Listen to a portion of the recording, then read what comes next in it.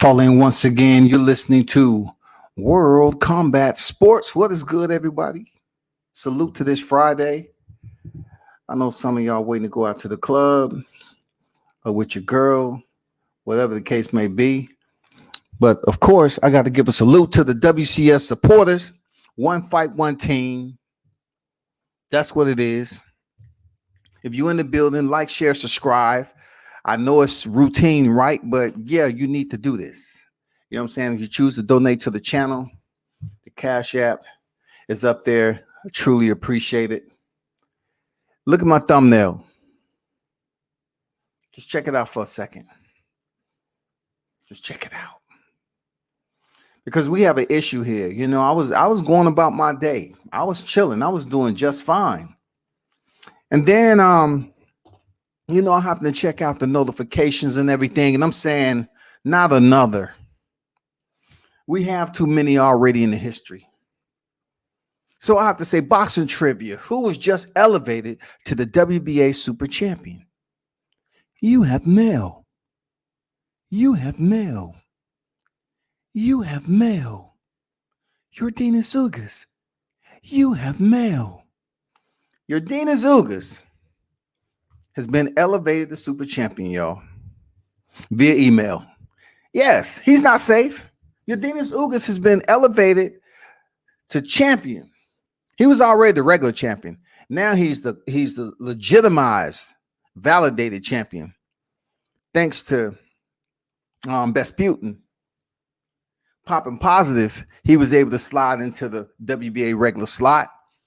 And right now, due to Manny Pacquiao, somehow, some way, stepping down in class and quality opposition, he's about to face Ryan Garcia. That is the word on the boxing airways right now. You know what I'm saying? Manny Pacquiao, God damn it, don't have shit to do with his time. Had plenty money. He's trying to just get paid more money going out the door so he can be about his business. So I hear this. Yordenis Ugas have just gotten mail. Welterweight WBA champion, Yordenis Ugas. Now, Yordenis Ugas is cool with me. Every time I saw him in person, he's absolutely a cool cat. You know what I'm saying? But he's not safe tonight because he just received the title via email. That email was received. The email was fucking received. Real talk. The email was received by Yordenis Ugas, and he had this to say. All right. I want y'all to take a gander at that, line for line, and then I will repeat. Yordenis Ugas say, thank God, my agent, my team, family, fans. Today is a great day for me. Thanks to the WBA for raising me to super champion and doing what is best for the sport. Manny Pacquiao is a legend, and he will always be champion. His intention was McGregor and now Ryan. And I'm going to stop right there because it really doesn't need to go any further than that. You know what I'm saying? Like Yordenis Ugas is thinking his team and God was great. That's twice. Yordenis Ugas has received 2 titles via email. Yes, WCS said that shit first. 2 motherfucking titles.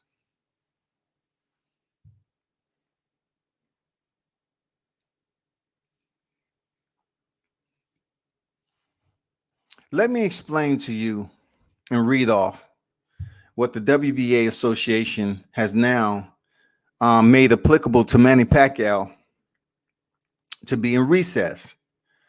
According to the WBA, the World Boxing Association, which I'm about to share screen, so those who are basically tuned in, appreciate you for pulling up. I will get to the comments. You know what I do. I will get to the comments really quick. So, hold on for a second. The hell going on? Yo. This is some buffoonery right here, for real. So let's read this off. Okay, let's read this off right quick. Let me stroll to the top. Got it. Leave me alone. Filipino Manny Pacquiao has been named champion in recess by the World Boxing Association in resolution issued by the Championship Committee, while Cuban Yordenis Ugas was promoted to welterweight super champion. Pacquiao won the super champion belt in July 2019 when he defeated American Keith Thurman. However, he has not defended the belt since then. This is where it gets interesting, because when I heard that Manny Pacquiao was in recess, I had to frown up just a little bit, because I have to give him the same energy I gave the other fighter, Devin Haney, in the lightweight division. I do. I have to apply that, because I'm one of these channels who try to slice it down the middle as much as I possibly can without being any type of bias. But Yordenis Ugas, Manny Pacquiao, has just absolutely made another mockery of what boxing is continuing to do to the fans. Period. The WBA, according to its rule C.14, dictates the champion and their teams are required to know the WBA rules and regulations. Rule C.22-24 states that when a champion is unable to defend the belt for medical, understand that, medical, legal, or other reasons beyond his control, he may be named champion in recess. The medical reasons must be documented before the WBA Medical Committee, while the legal reasons must be evidenced before the legal director and the Championship Committee. What is wrong with Manny Pacquiao again? The last time I heard, Manny Pacquiao was scheduled for a projected date with the lightweight. I really don't want to call him a contender, but he is a lightweight opposition right now. He is a lightweight ranked fighter in Ryan Lion Garcia. So Ryan Lion Garcia is potentially next for Manny Pacquiao, who is now in recess. So therefore, Manny Pacquiao being in recess elevates Yordenis Ugas to the WBA super champion. Therefore, Yordenis received the WBA regular title due from a failed drug test from Bisputin. Then, while he was in that position, he's now elevated to super champion. So my question is, wholeheartedly, how is this even fair? Because this is what it comes down to. People will sit up here and say, oh man, Yordenis Ugas is a good guy. You know, he's a good guy, man. He should get he deserves it. But look at the track record, though. He's been in the position. I'm not saying he's a bad guy, but he's been in the position. I mean, he slid into the regular title, and now he slides into the super title via email. Yordenis Ugas, you have mail. Yes, he slid in there via unread message, Wi-Fi connection, point-to-point communications. The ping went out, and the reply was received. Now Yordenis Ugas has to think to himself, how embarrassing would it be for him to get a title, and then the rumor mill of only two people that he can face really defeats him for the title? He would have became two-time email champion and never once defended it. Last time I checked, them Cubans, they don't like shit like that now. They want to be legitimized. They want to go down in the history books as something, you know, validated in the boxing annals. The Cubans is not trying to play around and have fans think they're less than who they are. They want to go in here and fight. Real talk, that's what it is. But how do you explain that? if people and the word is going around that potentially, quote unquote, Errol Spence may be next in line. I would rather have Crawford next in line and scoop that belt up because that'd be a good fight. You know, Terrence Crawford getting Yordenis Ugas, it'd be a good fight. And then Errol Spence, Yordenis Ugas would be a good fight. But more so, I'm pulling for Terrence Crawford, which I know that's not going to happen, but more so, Errol Spence will probably more than likely, potentially, step in there with Yordenis Ugas. That's unfortunate. You know, because really what they're doing is they're allowing Yordenis Ugas to take to Twitter. Excuse me. Yordenis Ugas to take to Twitter and thank everybody, thank God, and all this other stuff just because it goes on his record. But then, you know, when does a fighter like stand on his square, you know, have a little bit of integrity and say, you know, I don't want this shit like this? Because you have outlets like World Combat Sports that may mention my name and basically reinforce how I picked up the title to begin with. It is not hating. It is absolutely factual when it comes to the public record. It's factual how you picked up this title. You didn't fight for it. You fought to get to your email because your team said, hey, Yordenis, this is the day. Congratulations. You have mail. He went home. He grabbed his phone. Oh shit. Oh shit. Esther, I'm coming home. Oh my God. It was an old rerun of Sanford and Son. Elizabeth, you ain't gonna believe it. I got an email on the champion. I didn't even have to throw a punch. Man, what the fuck is going on, man? Seriously. Boxing, I have no idea where the sport is at right now. Like, I'm saying to myself, Jesus, look, this is absolutely another bear trap, right? If done correctly outside of politics, it would be great for boxing. This is why. I was just talking about this fight not too long ago about Errol Spence and Terrence Crawford. This is the perfect opportunity to somehow, some way mitigate and bridge the gap for Terrence Crawford to fight Yordenis Ugas. It'll be great for Crawford to attempt to get this belt, and also it'd be great for Yordenis to attempt to pick up the WBO, which will clear a more even pathway when it comes to the percentage, the leverage, and everything at the negotiation table, right? So if Terrence Crawford could potentially step in Yordenis Ugas, pick up that WBA strap, then the banter would be a bit different. The fans would start pushing for this fight with hope because we have two fighters that has two straps. So if Errol Spence comes back out and he's still talking the same bullshit, then people can say, well, you know, Terrence Crawford has the WBO and the WBA. What next? Why is it about money and percentages right now? Both of y'all have two straps. If we want to be petty about the sanctioning bodies, hey, you have the WBC coveted that Errol, and next in line, goddamn, Terrence Crawford has the WBA, and then Errol, you have the IBF, and then Terrence has the WBO.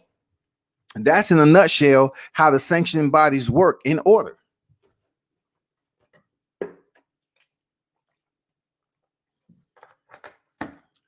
Let me get to the chat. Let me get to the goddamn chat. What is good, everyone that's tuned in, popping through in the live chat? Gabriel in the building. What's good? Hi, folks. Bubba, what's good? Yordenis Ugas at 147. I'm glad Manny removed. That guy was starting to become the pimp of the 147-pound division. Yeah, some people believe he has every right to be a pimp, man, because he's the 8th division champion in the class by himself. But no, you don't. Get off the title if you're not going to defend it. And then they was making it seem like this could have turned ugly real quick with the WBA and the welterweight division, because they could have provided an extension for Manny Pacquiao due to COVID, because I told you all he's coming up on a year in July. So they could have provided him with an extension. Gabriel said, "No, Manny has nothing left to prove." The boxing plug, salute to you. What's good? I know one thing. I can care less about Manny fighting little old Ryan Garcia. The fight doesn't make sense. The Ryan Garcia fight be Manny real last paycheck. That's what I'm believing myself. You know what I'm saying? His last true big money fight may be a lightweight division he hasn't contended in years. It may be indeed a guy who just stood up after being knocked down by Luke Campbell of all people. You know what I'm saying? A Luke Campbell of all people. Tone Brown in the building. Salute, man. Day one in the building. Deshaun Thompson, what's good? Thank God now Spence can go get Ugas belt and let Crawford kick rocks. Hey, however they want to make the fight, man. For real.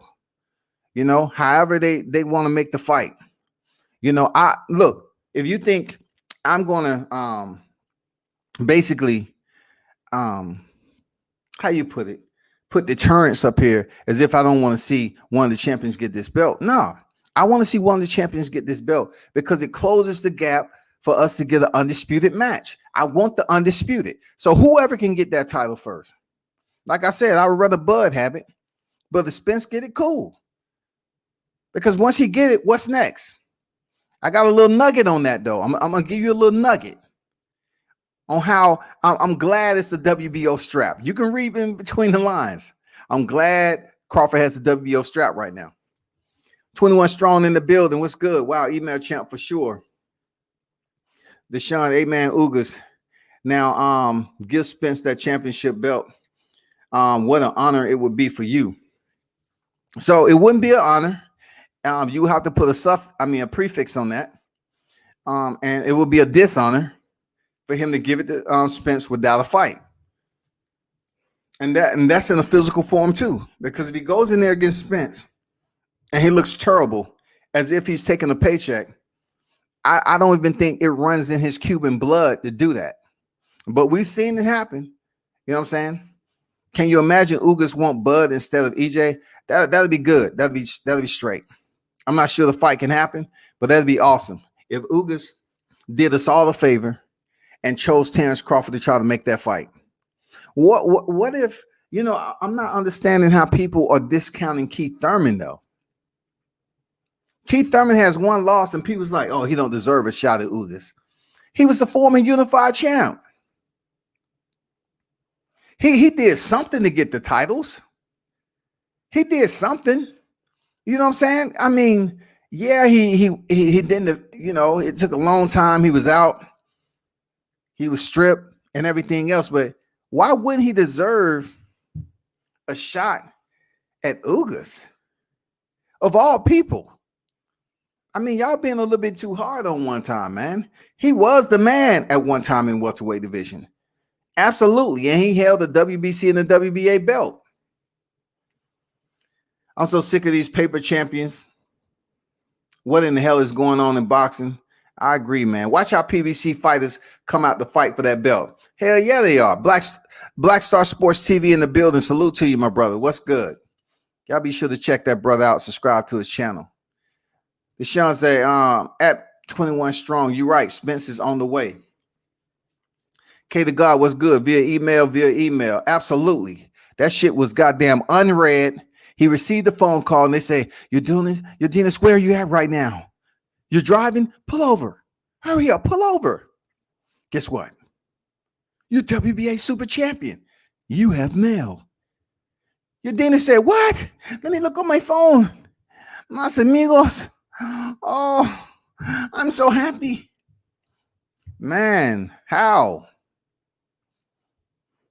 If I was Bud, I would be on the phone with the WBA and whomever to get that fight with Ugas. Absolutely.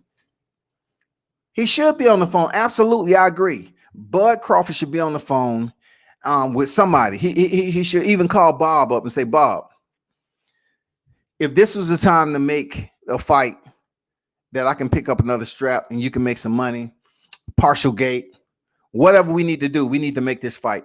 This is the time. All that other, you know, animus, put that shit aside and let's make some money. This fight will happen. Me and Ugas. They need to come together, man. He's waiting for that belt to come through FedEx so he can flash and the pictures for the gram. Well, I can't disagree with you, dog. I can't disagree with you on that, dog. For real. Ugas deserved that belt. And Errol Spence fight, he earned it. And sport of boxing is finally doing a job. I don't know about that D word. I don't know what you've been sipping on before you tapped into this live, but what's this deserve? What's this deserve? Why couldn't they have a fight for the vacant? And we have Terrence Crawford versus Yordenis Ugas for the vacant WBA super title. Why not fight for the title? What does this deserve? What did Yordenis Ugas do? You know what I'm saying? Come on, man. He was basically slid into the position he was in right now before he received the belt from a positive blood test from the fighter who was there to begin with. Now he gets another email. And just like 21 Strong said, why does Ugas deserve that Errol fight? Why does he deserve? If you're saying he deserved the title, how all of a sudden y'all using that deserve? Because you believe that Ugas is an easy fight for Spence. That's why the word is being used. Terrence Crawford hasn't earned the fight with Ugas. He hasn't proven nothing. I mean, that's trolling right there. So I'm gonna leave that alone because he deserves a big paycheck. He'd get with Errol. Man, he don't deserve no big paycheck. What has he done to deserve a big paycheck? You know, Errol. You look at Terrence Crawford's a 3-division champion. Man, it's been said time and time again. Time and time again. Look at his first fight. Jeff Horn KO'd him, and the rest has been the same fashion. So you got to give that man the respect. It don't matter what Spence say about who's going to remember what. Shit. It is what it is, man. He's been knocking dudes out. Not Sean Porter. WCS, if Keith get the belt, is he going to go for the rest of the belts? That I don't know, man. I can't tell you if Keith Thurman is going to go for the rest of the belts. I really don't know what Keith is doing. He say he's 100% right now. I don't know what Keith Thurman is trying to do, man, if he gets a shot at the belt and win.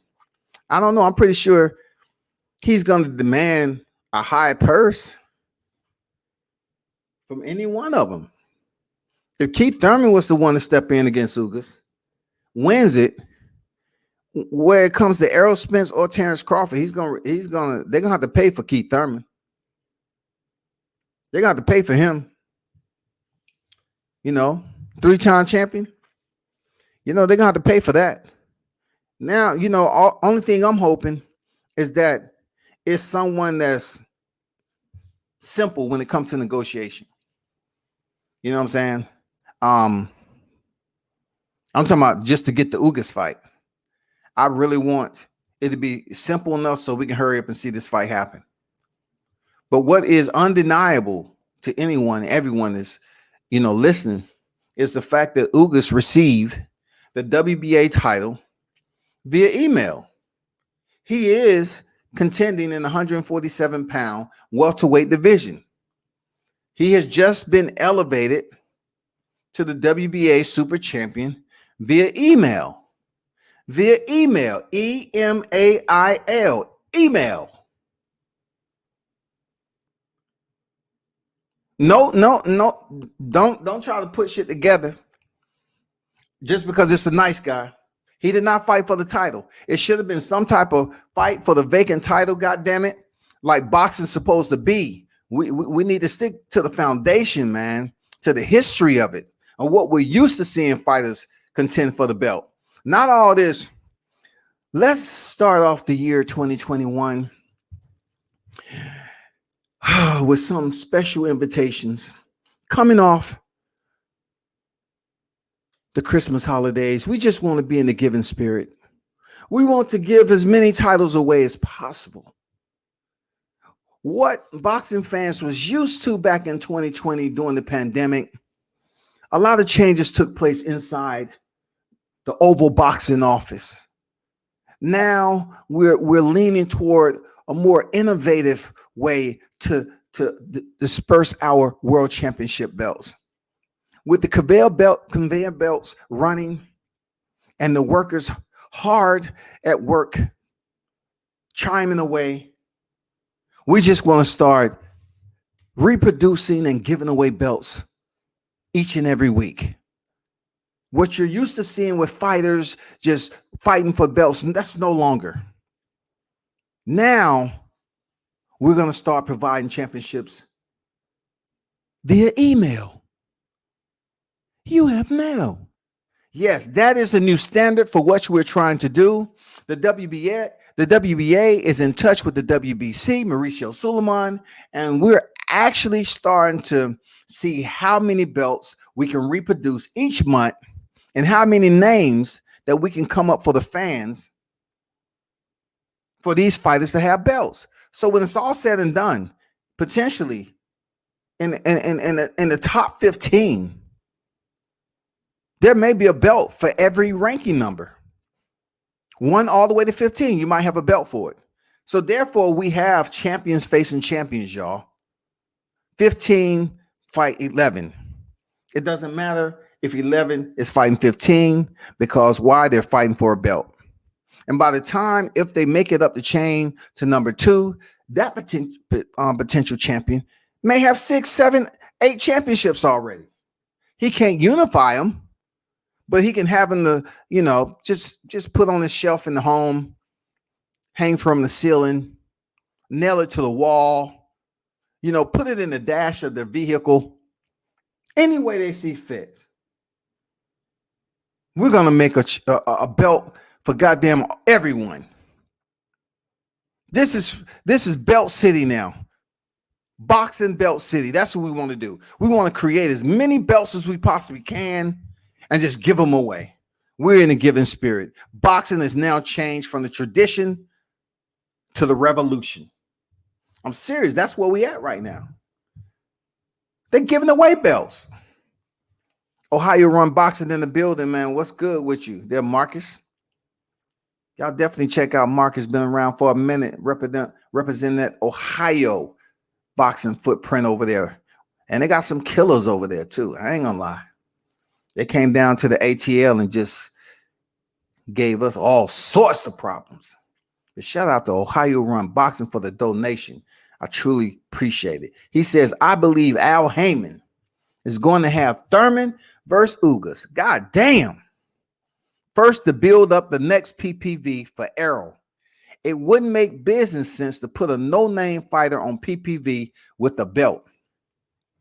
Man, you ain't never lie. I'm going to let that sizzle in everyone's spirit while I take a sip of water.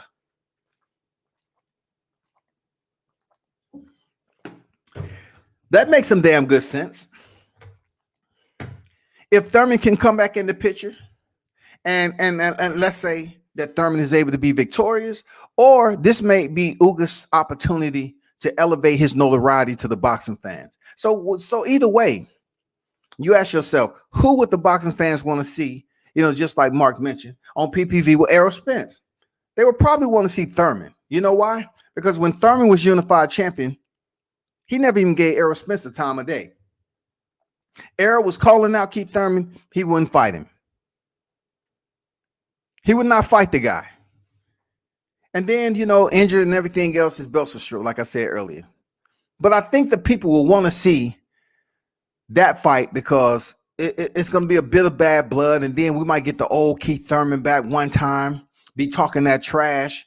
And it will be for a good fight. Seriously, I'm not going to lie to you. I would want to see Thurman, Errol Spence. In this scenario, I would want to see Keith Thurman versus Errol Spence. Real talk. I think that'll be a tough fight. And it'll provide, Keith Thurman an opportunity to redeem himself. Not just from the Manny Pacquiao fight, but from the Josecito Lopez. You know what I'm saying? It'll give him a little opportunity to redeem himself. But that's good shit right there. I hope that is the case, man. I hope PBC allows that fight to happen so us, the boxing fans, can be entertained with a damn good fight. Because, God damn it, that'll be a pretty good PPV for 3 belts. Everything could be on the line. It'll provide Errol Spence and Keith Thurman an opportunity to get closer to undisputed. But also we need to understand what lies in the last gate, the last stone to the welterweight undisputed glove. Who has the last stone? And that is the one and only Terrence Bud Crawford. They will have to go see my man, for real. They will have to go see Terrence Bud Crawford, who has the final stone. And that shit is not going to be easy for Keith Thurman or Errol Spence, man. But appreciate that, Marcus. Real talk. Salute to you. Because I want to get my brothers paid. Yeah, I mean, yeah, I understand you want to get the brothers paid, but Terrence Crawford a brother too. You know what I'm saying? Terrence Crawford a brother too now. Let's not misunderstand that. He a brother too. Deshaun Thomas isn't Bud a brother too. For real, man. Here's that I want to give him 40%. Man, we are not talking about percentages right now because it makes no point at all. The fight is now, look, the welterweight division now is in the waiting stages to the puzzle piece. Who's going to fill that puzzle piece for Yordenis Ugas? That's the point. We need some good intel and some solid decision-making individuals at the table right now on the phone to try to put together the best fight for this belt. The best fight.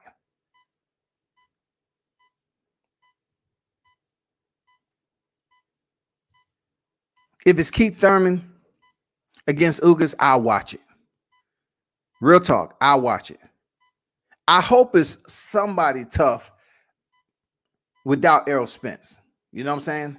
I don't want to see Errol Spence fight Yordenis Ugas, and it's like, we know he was going to wash him. Or Yordenis Ugas might have the best fight of his life as if he looked against Sean Porter. You know what I'm saying? It all depends. Mr. Knuckles in the building, salute to you. Say salute at World Combat Sports. Salute, man. Appreciate you pulling up. A lot of people that's talking that Bud haven't fought anyone needs to go to the box rec and look up their favorite fighter. Hey, talk to him, 21. I don't know. They tripping when they talk about Bud ain't fought nobody. You know, hey, that seems to be the normality when it comes to this biased banter, man. People always want to say, so-and-so ain't fought nobody. I even said it myself, but understand that boxing isn't congested with killers. They're not cloning motherfuckers that's a freak of nature. Not coming off the couch. Not individuals who's coming out of prison and jail, probation. Not dudes who were star athletes in college or whatever. And then they said, you know what? Man, goddamn it, I'm gonna start boxing. That's what I want to do. And they start boxing late and they have a little bit of success. Boxing, man, the turnstile is just amazing. That turnstile, it can bring on anyone and everyone. Know that. Tough redemption versus who? A redemption from Josecito Lopez and also the redemption from Manny Pacquiao. That's who. He lost his belt. So his redemption to go back and fight for a belt that used to be his will absolutely be redemption. Why? Because it places Keith Thurman back in the rotation in the welterweight division. The division is one of the hottest divisions, but it's in the freezer right now because of Manny Pacquiao having that WBA title. And then you have Terrence Crawford and Errol Spence, and they don't know what the fuck to do. Errol is just up here talking crazy. I would love that Keith and Errol. I got Errol, though. Yeah, a lot of people, I think, will have Errol in that fight after Keith Thurman coming off that Manny Pacquiao loss. I get it.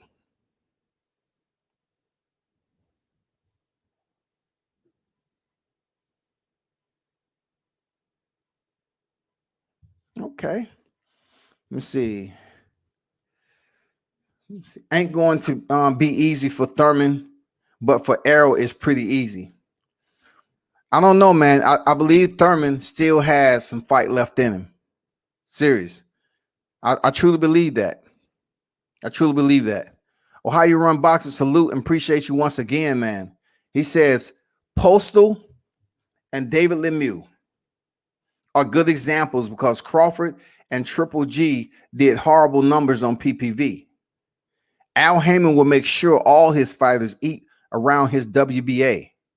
Thurman versus Ugas first, Arrow PPV next. I guess Ohio is like putting some scripted predictions out there, man. And we all know that the WBA title is being freaking nurtured over there at the PBC. I ain't gonna lie to you. Shit. I mean, just think about it. I ain't gonna lie to you. I don't see, unless somehow, some way it's collected in an undisputed bout.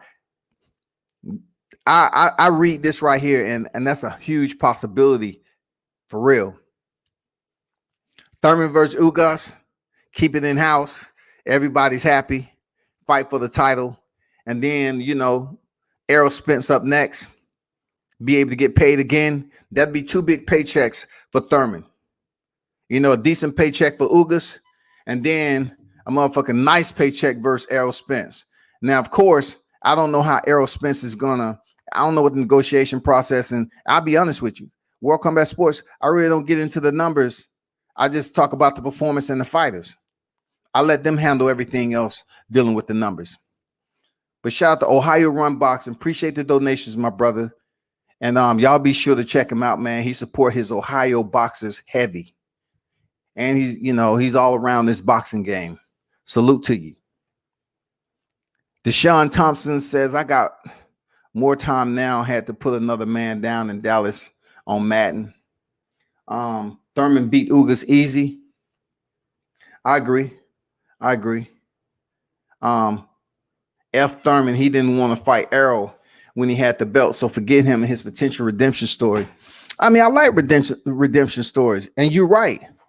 Like I said earlier, he was playing like he had cataracts and he was deaf mute. He was, ignoring the shit out of Spence. He probably felt it'd be a tough fight, but yet he wasn't healthy enough to step into that cage and get it in. That's probably what was wrong with Keith Thurman. He didn't have enough confidence to go in there because, he was injured. I'm not making excuses for him. Believe that. Now, WCS, I had EJ before that. I always believed EJ would beat Keith.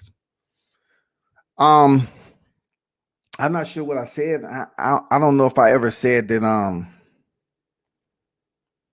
Keith Thurman would defeat Errol Spence. I don't think I ever said that. But I believe a healthy Keith Thurman, it would be a good fight against EJ. It would be a damn good fight against EJ. And right now, the shit he's talking, Keith Thurman says he's healthy.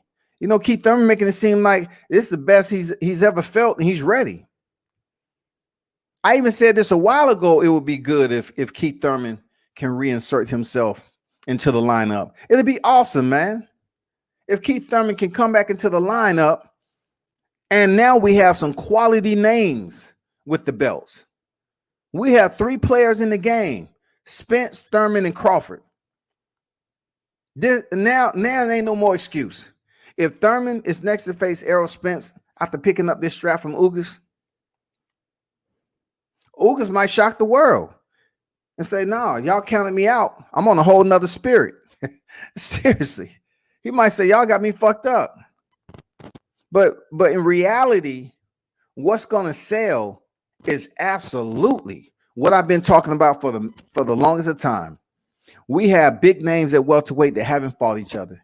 Crawford hasn't fought Spence. Spence haven't fought Thurman. Thurman hasn't fought Crawford. Come on, man. Manny hasn't fought damn Keith Thurman. You know what I'm saying? Manny hasn't fought Errol Spence.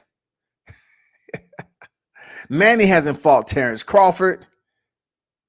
I mean, how many names do you have to have that haven't fought each other in a hot division? We need to find the fight to turn back on the heater. Turn the stove back on in the welterweight division. Real talk. We don't know that for sure. He said, isn't Bud headed to PVC? I haven't heard any rumor mill. I know it was out there that he was playing. I know people was talking, and we heard it out here on YTBC. But it's nothing in stone. He's still contractually obligated to Bob Arum to October, man. You know how them contracts go with Bob Arum. You try to get out early, you better reach in your pocket. Both of them on the left and the right, and the two in the back. You better pull up your pants leg and reach around and feel your sock. See if you got a cash roll in there, because you paying. You're not just scooting away and say, "Hey, Bob, hey, peep this out, Bob. Just let me go out here, do what I do, and I'm gonna get you back on the back end. I'm gonna pay you." And Bob gonna be like, "No, that's not how it works.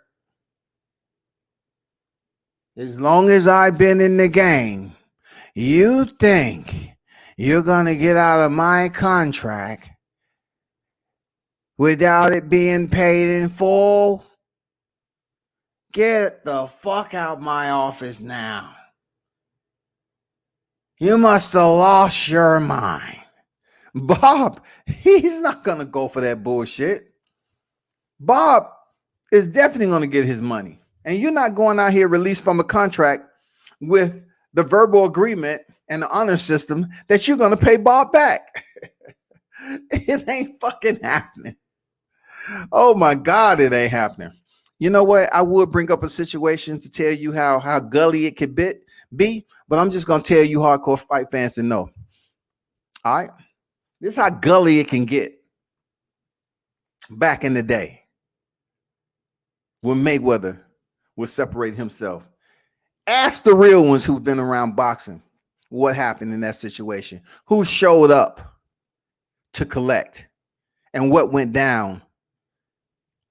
Let's understand that. I'm not putting it out in here. I ain't fucking with that topic. But the real ones know what happened. The real ones know. King Mitch in the building. Salute to you, my brother. Said, "Combat, what up? What's good? What's good?" No matter what, if they want all the belts, whoever it is, they have to see Bud for undisputed. They have to see it.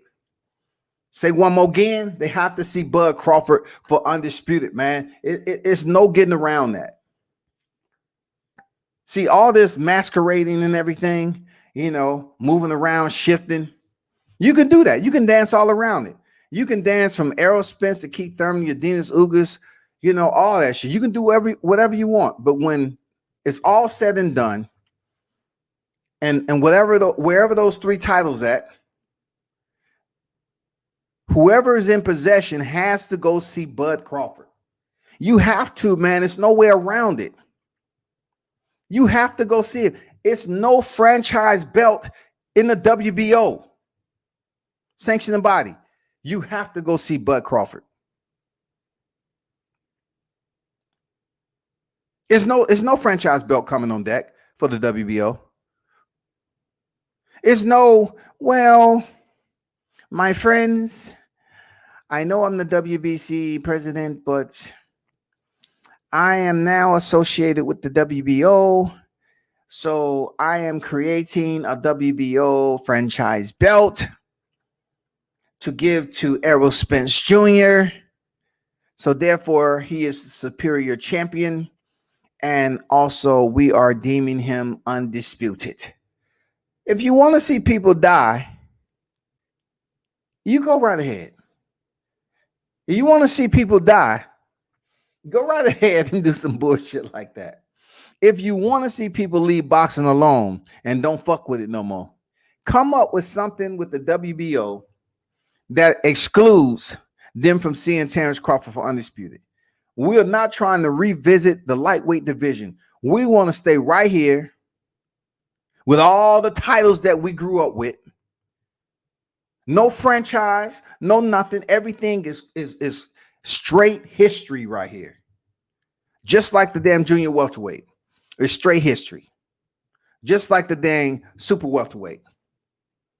We have an opportunity to see three divisions so close together, potentially unify in the next year. But what we've always said about the welterweight division is it's a sizzling, it's a very entertaining division. You have the right names there. It's been some hiccups lately, with Keith Thurman losing to Pacquiao and Pacquiao not really doing anything with the belt. Now he's about to, go fuck off with a damn exhibition bout. And then Yordenis Ugas, hear the damn notifications. Ping! Ping! He's sitting up there reading unread messages, jumping for joy, smiling. I mean, his girl bad, I ain't gonna lie. She up there like, congratulations, mi hermano.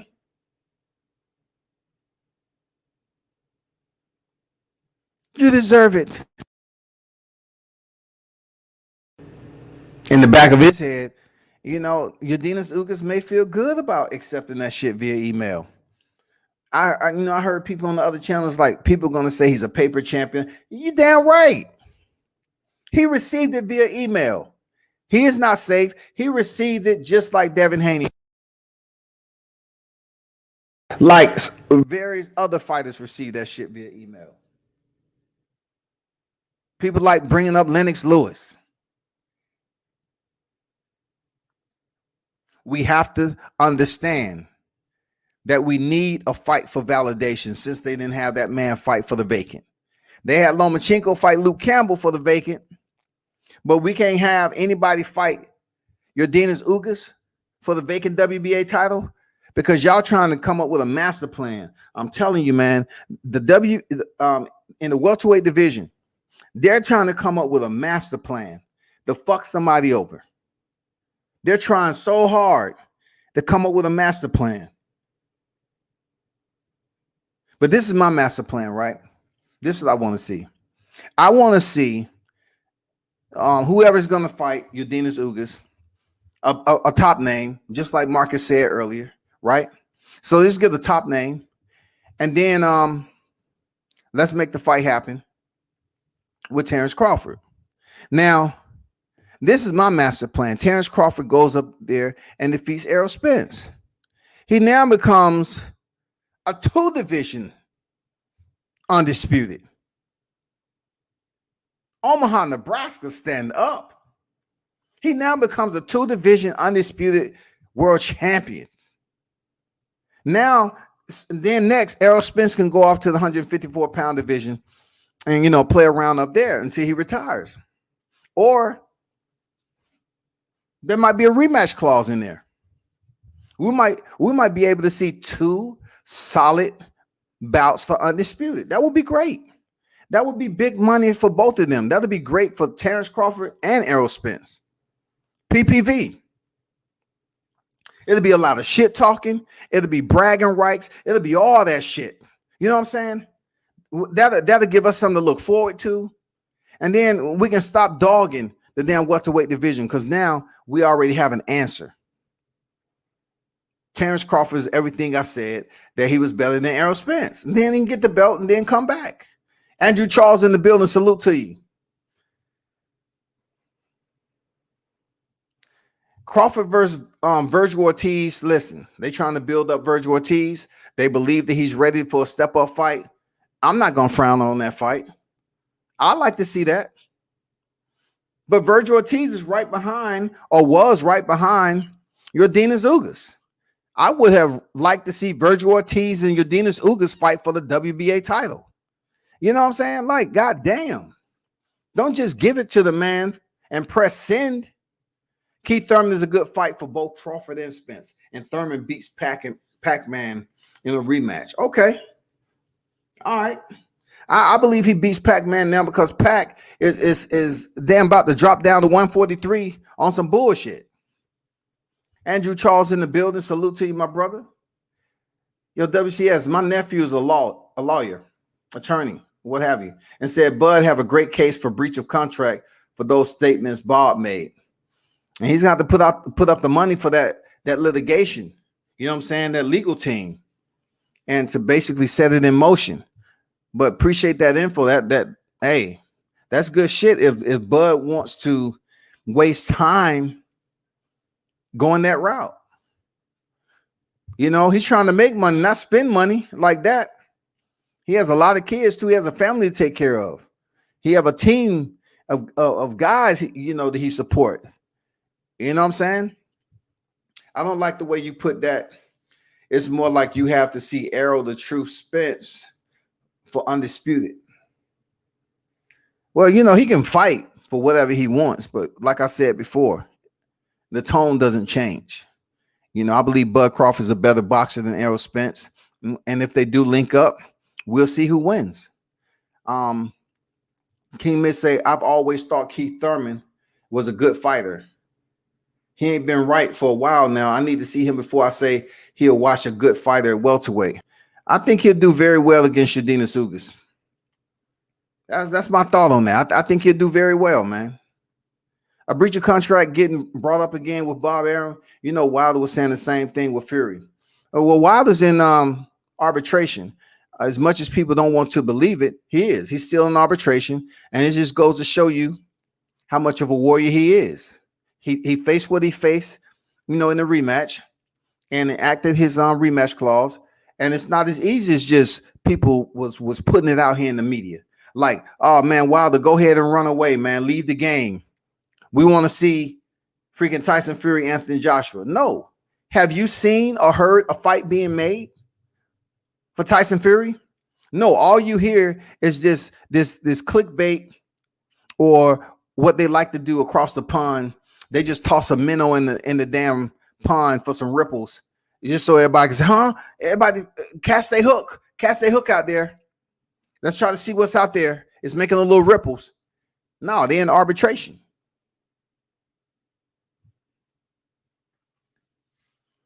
Don't be surprised if Mikey slide in and get a title shot with the WBA.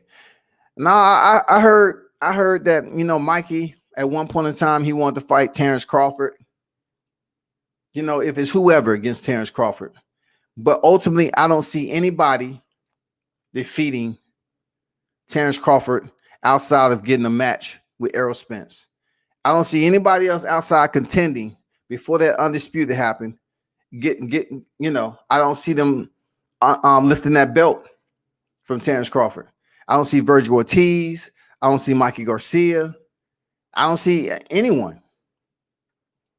Really, I don't see it. What's going on? Everything boxing and sports, man. Y'all check out Keon over there, man. Subscribe to his channel. Support the channel, man. Everything in boxing and sports, man. Check him out every day. Transcendent Sports Channel. Salute, brother. Salute to you, my brother. Appreciate y'all pulling up.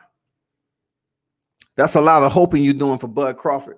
I never really used the word hope. I'm pretty confident. It's only what I'm going off of. It doesn't mean it'll happen. But I keep the same for every fighter that I support heavy.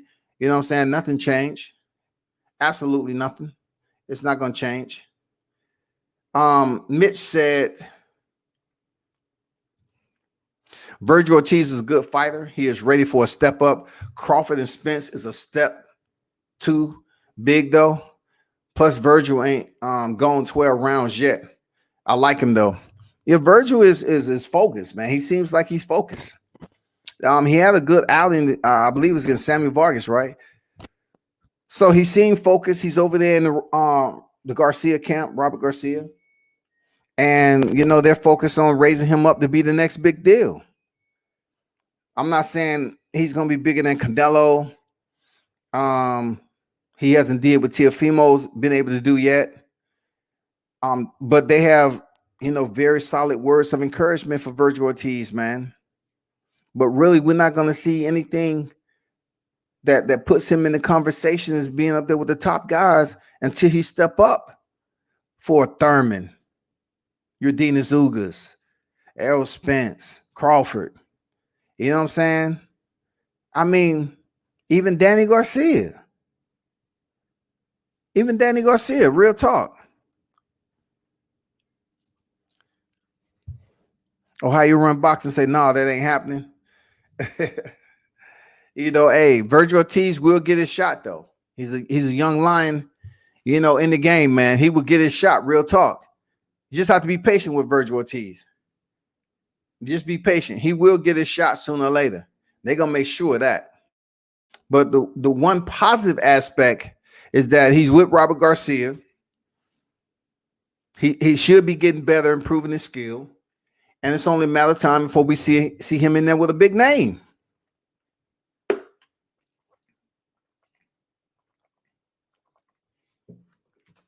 Now, what I'm not confident about,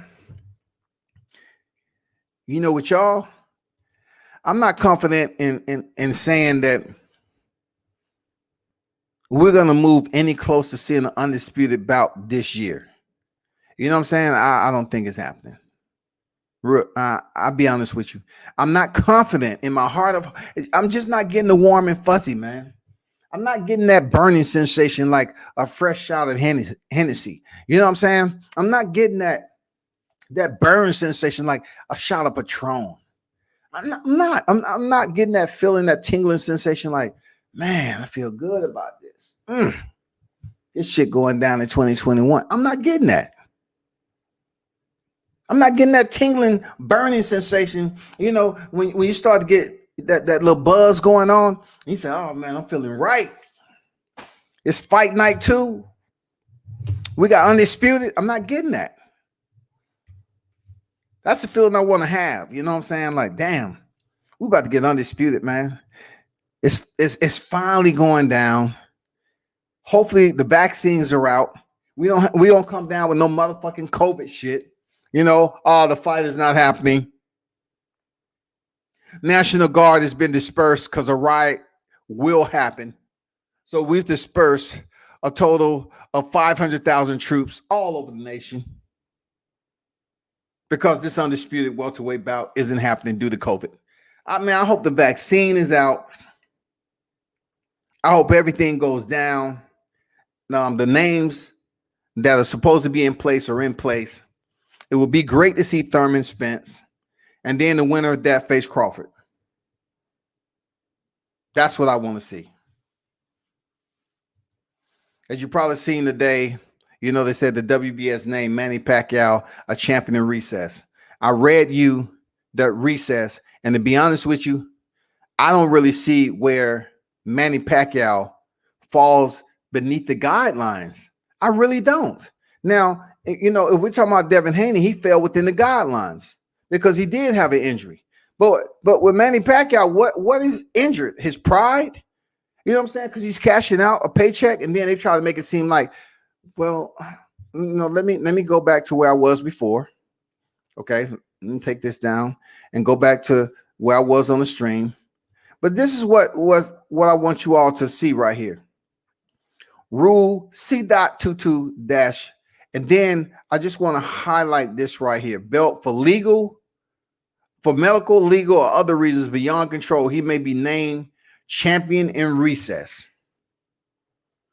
What and where and when did Manny Pacquiao receive an injury? How was it medical? Why was it never mentioned to the dang general public so we can understand what's going on?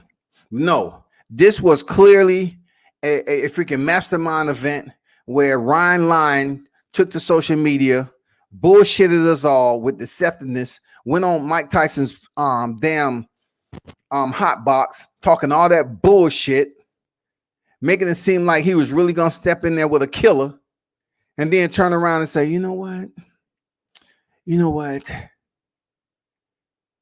I have a bigger name. Now I can't tell you, but I have a bigger name. He was right.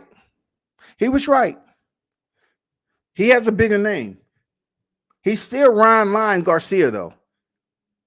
Absolutely he is. Because he said not only was he not going to face his man, Devin Haney, he said he was going to basically fight Gervonta Davis. Nope. He was capping on that shit. And then went over there and fucked with the legend, Mike Tyson. Mike Tyson hyping this shit up, got the phone out. Tank, come on, Tank. You can't let this go, Tank. I just finished smoking a big one, Tank. You have to say something. Oh my God. He said, if you don't take this fight next, your career is tainted. Your legacy is tainted. Will be forever tainted. Oh my God, I never heard this shit before. I'm saying to myself, this is very difficult for me to hear Ryan Garcia all of a sudden become this boogeyman of the lightweight division and in boxing, especially how he looked against Luke Campbell. But people right here, World Boxing Association, Rule C.22-24. Where is the medical, legal, or other any? Oh, that's where they get away. This is where they get away with it, y'all. The language or other reasons beyond his control. And that still doesn't look, come on, man. That still doesn't qualify him for this damn rule. It doesn't qualify Manny Pacquiao. He said reasons beyond his control. It is under his control. But he's making the decision to fight Ryan Garcia, a lightweight. I cannot respect that at all. I cannot respect that, Manny Pacquiao. You're fighting Ryan Garcia for a paycheck because Golden Boy is attempting to emulate the shit that Floyd was able to do with Conor McGregor. They're trying so hard to build this exhibition for monetary value and gain. Oscar De La Hoya is seething mad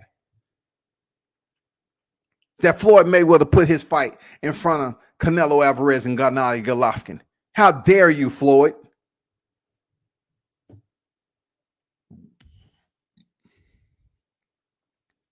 How does Manny Pacquiao fall in qualification to this? A champion in recess. How? I need to understand if he's choosing selectively to agree to a fight with a lightweight,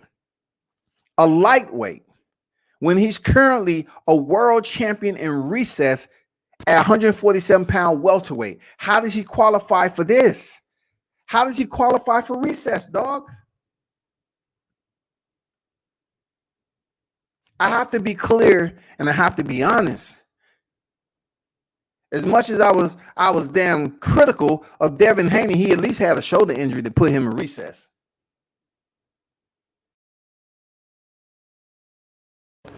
Again, he was actually qualifying for this, but under the WBC rules.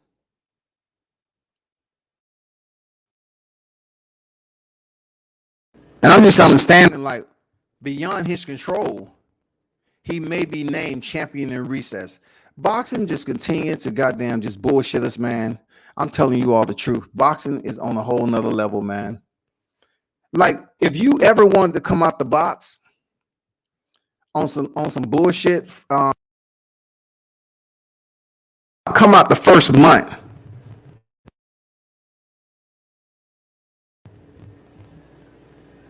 Being disingenuous, that's what we've been experiencing in the first month.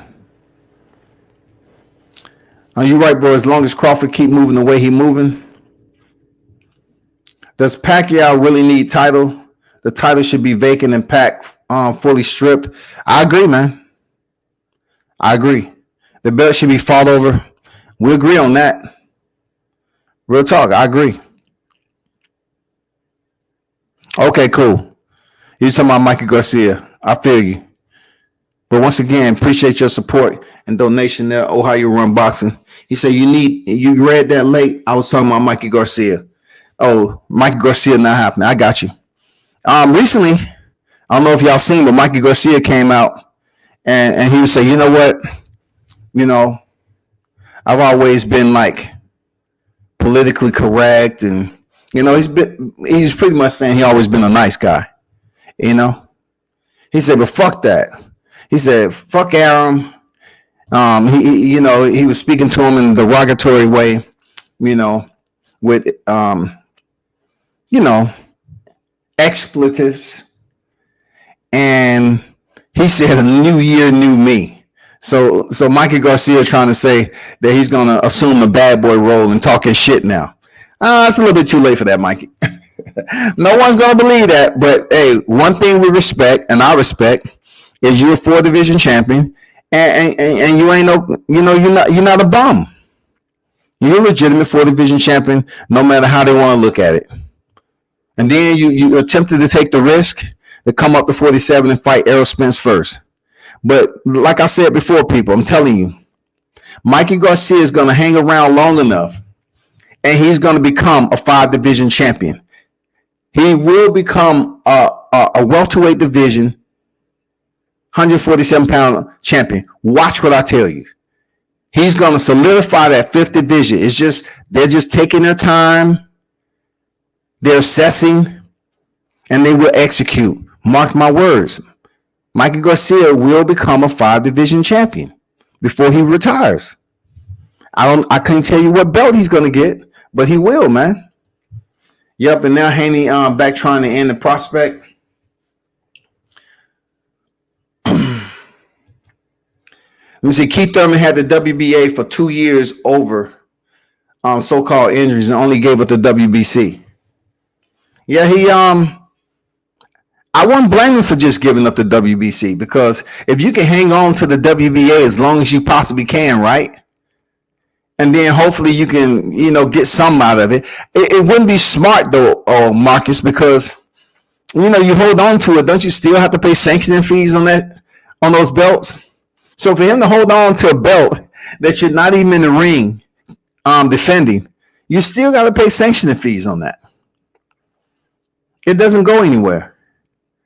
So yeah, Keith Thurman had the WBA for 2 years over so-called injuries and only gave up the WBC. And also with that too, Marcus, I think he was married. He was handling the situation, with his fiance. He ended up getting married. They showed him, on the hilltop. He was playing some type of instrument, looked like a vuvuzela. And he was up there singing with the ponytail. It was just one of those Keith Thurmans that was looking goofy. It was like he don't know what direction he was going into. I was lost. He was lost. I was lost.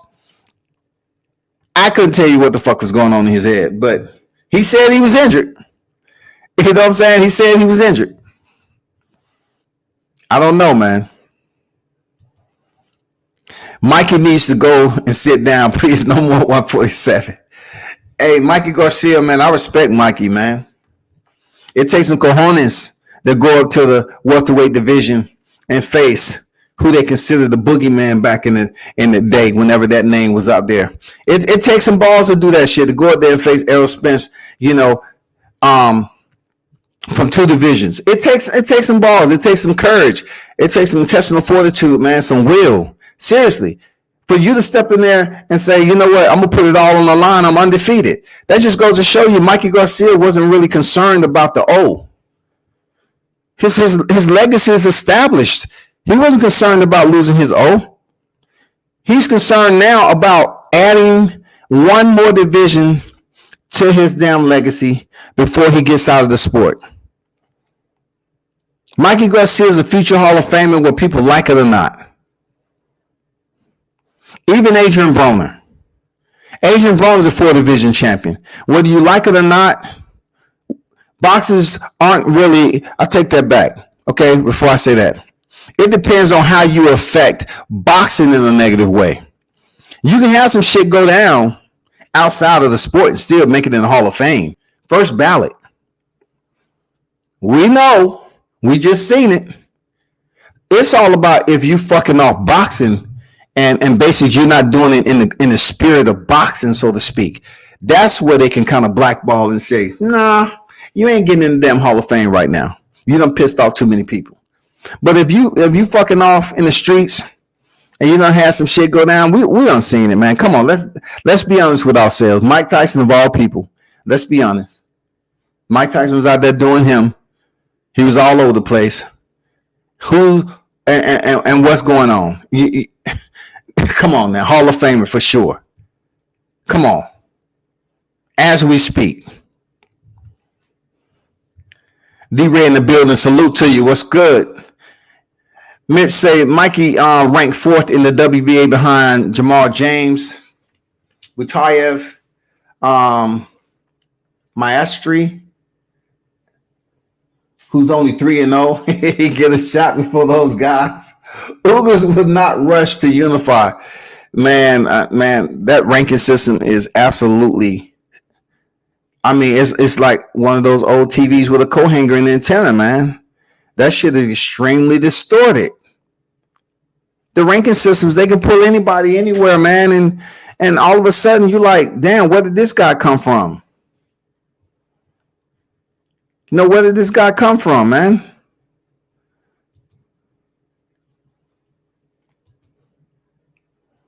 It's you can't take the ranking system serious.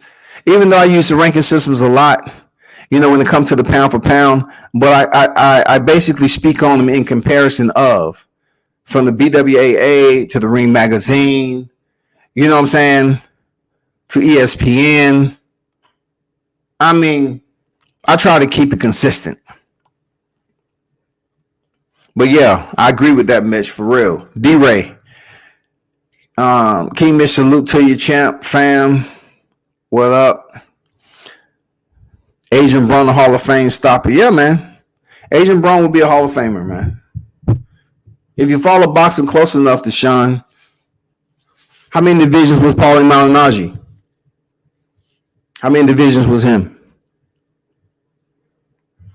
Did Chris Webber win a championship to get in the Hall of Fame? Or was they consider him a bad guy turned good guy and doing what was good for the company?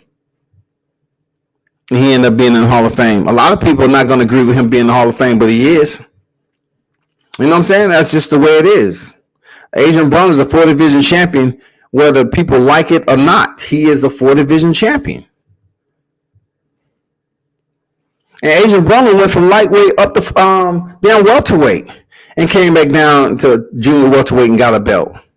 He did the same thing Mikey Garcia did. He went 35 to 47. Picked up the belt off Paulie. Ran into freaking the Argentinian OG, Chino. Then he dropped back down and fought Khabib and picked up another strap. 4-division champion. No matter what you look at. Out of Cincinnati. 4-division champion. You ain't changing that shit tomorrow. He's a 4-division champion. It don't matter what you dislike about him. He's never been stopped. And the dude still gets mad love when people see him in person. Like he's the damn reigning, defending, undisputed damn welterweight champion right now. People show that man love. I want an AB versus I want an AB and Bud Crawford 2018. Man, I don't know, man. I never wished for that fight right there. And it potentially would have been pretty decent. It would have been pretty decent and interesting. Because you look at everybody that tried to run over Adrian Broner, it didn't happen. Sean Porter, it didn't happen. You know what I'm saying? Marcus Maidana, he tried in the early rounds. He had some success with knocking Adrian down, but Adrian finished the fight on his feet, and plus he reestablished the momentum enough to finish the fight strong. People just look at the knockdowns, but that's one of the best welterweight fights you need to check out. Adrian Broner showed his wit and dog manhood. Adrian Broner showed every bit that he's built different. That's real talk. Adrian Broner's a different type of dude, man. All the bullshit, that dude's a real one. Sean Porter goddamn try to damn walk over and bully him the whole fight. And still he dropped him in the 12th. Mikey Garcia, same thing. How many people walked in there? Even Manny Pacquiao. He distanced Adrian Broner. How many top names has Adrian Broner been in there with that you thought they was going to wash him? You gotta take that in consideration, man. Not to get off topic, you have to take Adrian Broner into consideration. He's a different type of dude. He hasn't been stopped. He still look, it's a lot that's going on with his persona in general as a boxer. Yeah, people respect the fuck out of him. The Mikey Garcia fight, Mike was trying his damnness to stop Adrian Broner. Sean Porter was trying his damnness. Marcus Maidana was trying his damnness to stop him. And he had the best opportunity because he caught Adrian Broner slipping, then trained correctly, and all that shit. But haters gonna hate.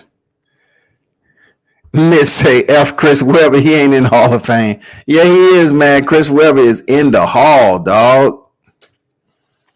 I could not believe that shit. Took the most money and told why everybody else kept it solid. Shouts to the Fab Five.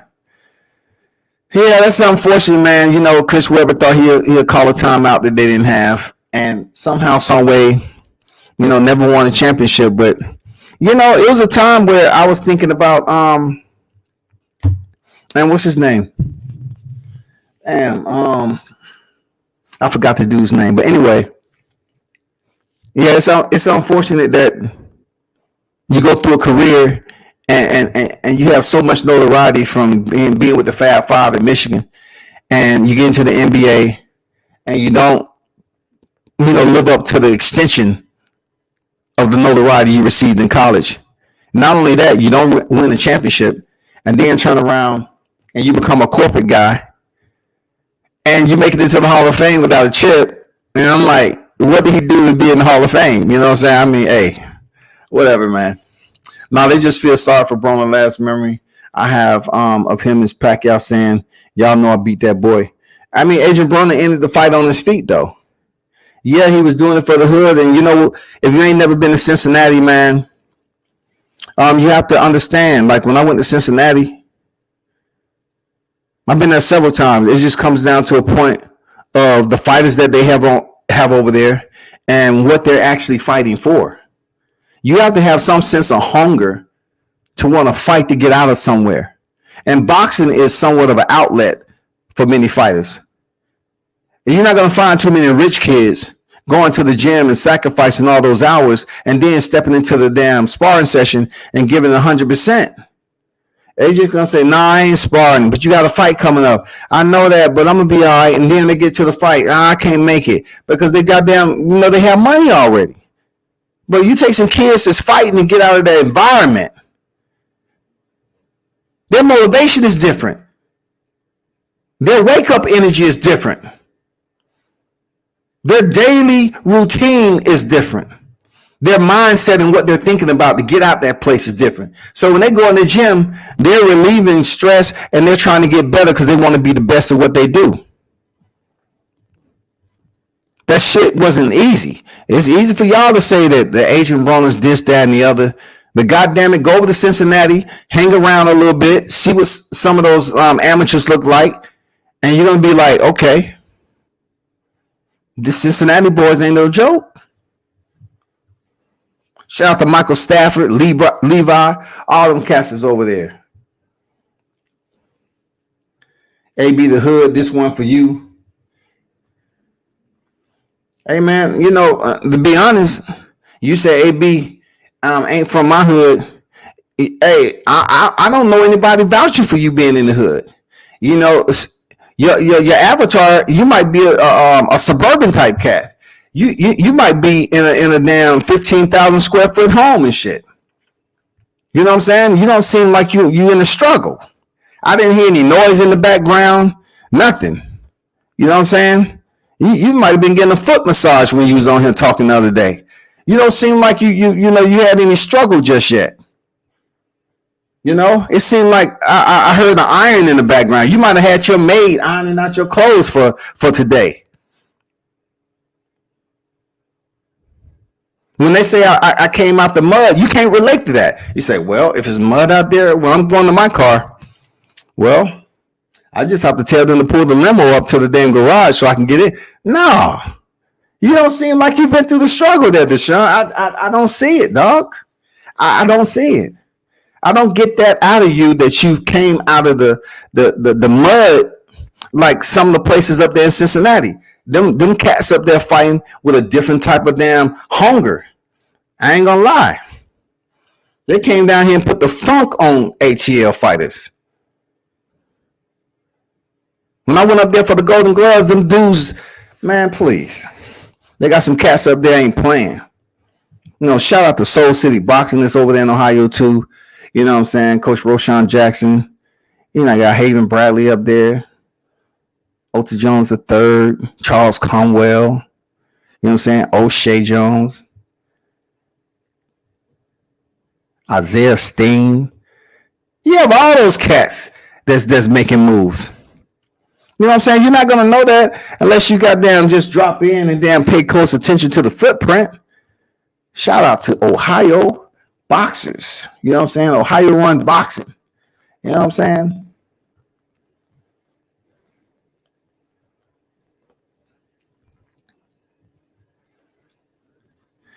They say boxing the man. I can actually say them cats over there are different. I've actually seen it myself. You know, I got mad respect for them Cincy fighters over there. You know what I'm saying? I got mad respect for boxing in general, but if you're able to visit some of these strongholds and see these cats put on and sparring and training, you know, you have a different damn mindset than talking shit. Real talk. Real talk. Like you got to go up there. I drove up there. You know, thanks to Mike Stafford for having me on deck. Appreciate you. OG in the game. You know what I'm saying? But you got to go. You have to go see these cats. You have to go see these cats perform, man, and see them train and spar and all that shit. You got to see Adrian Broner in person. Yeah, Jared Anderson, Albert Bell, right, Charles Conwell, many others, right? Jared Anderson, upcoming heavyweight. You know what I'm saying? And matter of fact, he has a fight coming up too. You know, matter of fact, Jared Anderson has a fight coming up. I believe. No, hold up. Matter of fact, let me do y'all one better. Let me do you one better, shawty. Let me do you one better. Oh yeah. Let me do you one better. Let me throw the shout out. Cause sometimes I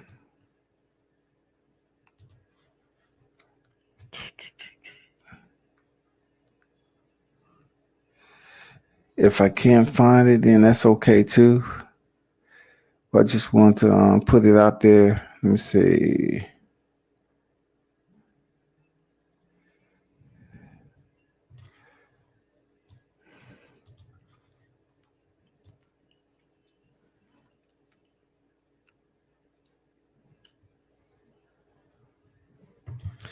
God damn it. Where that shit is at?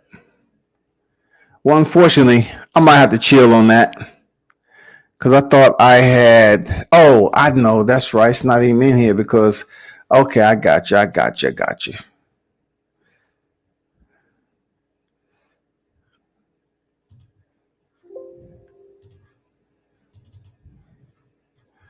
I got you. Damn.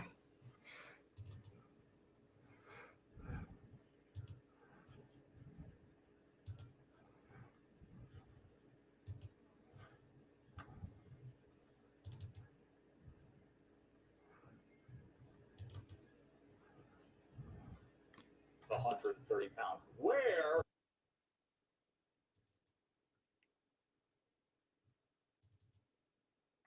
My fault. I'm not able to pull it up anyway. Oh, here it goes right here. Here it goes right here, Shawty. Here it go right there, Shawty.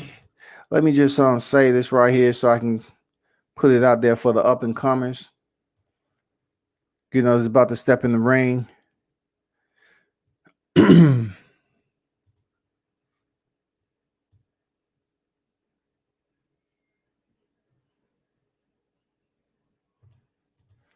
There you go, right there, people. They're about to step into the ring. That's a top rank card right here. You know, has some names out there. You know, Jared Anderson. He's going to be on that card February 13th.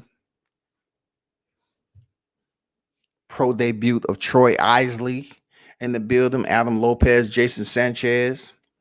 Then, of course, the one that has a lot of energy is fighting at the junior welterweight division. Jihad Tucker, man. Brooklyn's own. He's fighting Eric Ponte. And that's going to be a pretty decent card, people.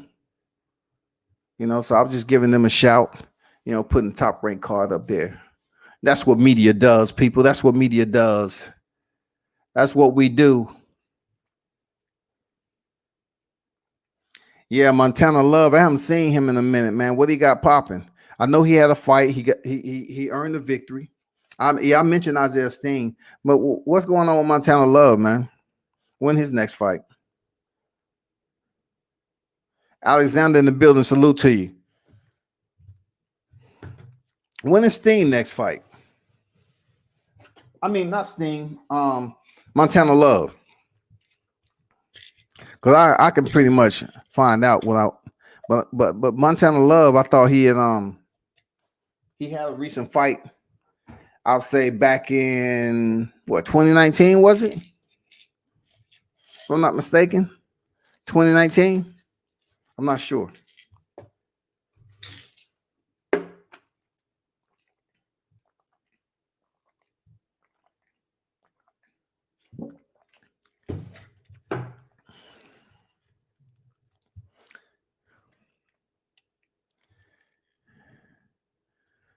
Man, there go the link. Anybody want to come on here and talk this boxing?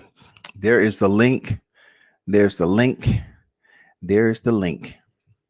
Now, of course, it has to be something of QoS, quality of service, topic. But it's Friday, man. If y'all have enough time before you go out to the club, those of you that's old enough, I give a little bit if anybody chooses to jump on the panel and talk about any boxing topics. It's an open boxing topics, anything you want to talk about that's popping in any division, whatever, or MMA. I mean, it don't matter. Whatever lane you're trying to talk about, it doesn't matter. But I'm gonna start opening the panel up at the end, once I talk about my topics of discussion for anyone to speak on boxing topics, because there's so much that's going on out there right now. I know a lot of people want to talk about Canelo Alvarez, and let me put up Canelo, man, while y'all figure out if y'all want to come holler at a brother or not. Talk this boxing shit, man. Look at Canelo right now. Now, this is what I say about Canelo Alvarez, right? Canelo, this is the same thing he did with Julio Cesar Chavez Jr. I told y'all this. I told you. This is the same exact thing. When he fought Chavez Jr., he was already signed to fight Gennady Golovkin. So we all knew he was winning that fight. Same thing with this Abner Yildirim. He's already signed to face Billy Joe Saunders in May. That's a quick turnaround. Y'all. He go here, disperse of Abner Yildirim, and then he has a tough fight, Billy Joe Saunders, the attempt to pick up that WBO strap. That's one step closer. Got a 2-for-1 special with the WBC and the WBA. Then he gets to turn around and fight Billy Joe Saunders and potentially fight Caleb Plant at the end of 2021. I don't know about you, but I'm gonna feel some type of way. You know what I'm saying? I'm gonna feel some type of way that if he unifies the division before we get that welterweight unification for undisputed, I'm gonna feel some type of way, man, because it's crazy. But that is indeed popping off, man. Abner Yildirim is February 27, and then he turns back around, a quick rotation, quick turnaround, and he has Billy Joe Saunders. I mean, you cannot sit up here and say what excuses are you making? This man is about to, he's been up there to face Rocky Fielding and went to 75, dropped back down to 68. Boom. Scooped up that title along with the WBC. About to face his mandatory. Has been sitting in the motherfucking sauna, waiting on his damn matchup with Canelo Alvarez, just so he can say he's been in there. And now, potentially, stepping there with Billy Joe Saunders in May for a big fight. And last but not least, to become super middleweight undisputed. I'm telling you, if Canelo is able to pull this shit off before Jermell Charlo at super welterweight, you know what I'm saying? It's gonna suck, dog. What's going on, Marcus? How you feel, bro? What's good, man? Ohio runs boxing. Man. Everybody welcome Marcus. Ohio run boxing, man. He support the boxing footprint of Ohio for a long time now. You know what I'm saying? One of the OGs in the game. What's cooking, my brother? Good, man. You chopping it up, man. I'm loving it. I was just doing some little work around the house while you go up on the speakerphone in the house. That's how I do it. You know, Yeah, for sure, man. I Hey love man, it. why you on here, man? I want to know what's popping over your way, bro. Like, what y'all got cooking over there in Ohio, man? That's crazy. We got from what I'm told, we got something coming up in May because a couple fighters is inboxing me about certain fights that's happening in May. So, but we got one in May, and then we got Robert Butler that's from Atlanta. He's from Akron, Ohio, but he stays in Atlanta, and he's been putting on shows down there. So I'm probably gonna come down there. I think February 26th or 27th. If I'm No, not it's mistaken. 27. It's Okay, 27. okay, yeah. So I'm gonna be heading down there. Thomas Matisse on that card. Mm-hmm. We got a couple. Oh, you already know probably. So, Mm-hmm. but yeah. I'm probably gonna be down there. So, Okay, for touch. sure, man. I'm gonna touch down there. I'm gonna touch down. I ain't go nowhere last year, so I'm gonna just start touching down, man. You know, hey, when you get down to the ATL, man, it's plenty homegrown. You know, you know, some stallions walking around here, dog. You know what I'm saying? Eat That's that dirty good. South soul food. That's you silly, dog. I'm looking for the midgets, man. I got a Oh, thing for for real? midgets. Okay, I No, feel you. let me stop. But no, man. Back to what I was. Well, first of all, Montana, man. He's still. I don't know if they got a fight going on with him yet. He's still doing his little business. He's working hard though in the gym. So they waiting on something right now. So he Okay. hasn't got a fight, but he's in the gym I hard. mean, did he fight in 2019? Am I off? I thought he had a fight in 2019. That was his last fight. Yeah. That was against what's the name? Jericho. Yeah. That was Jericho. Yep. Okay. So yeah, he'll be getting in action. All of them, man. It's Isaiah. I know Charles got a fight coming up, but I don't. They'd probably be on the same card. So I have to find out. I'll talk to Charles and find Yeah. out. Yeah. Bad news, man.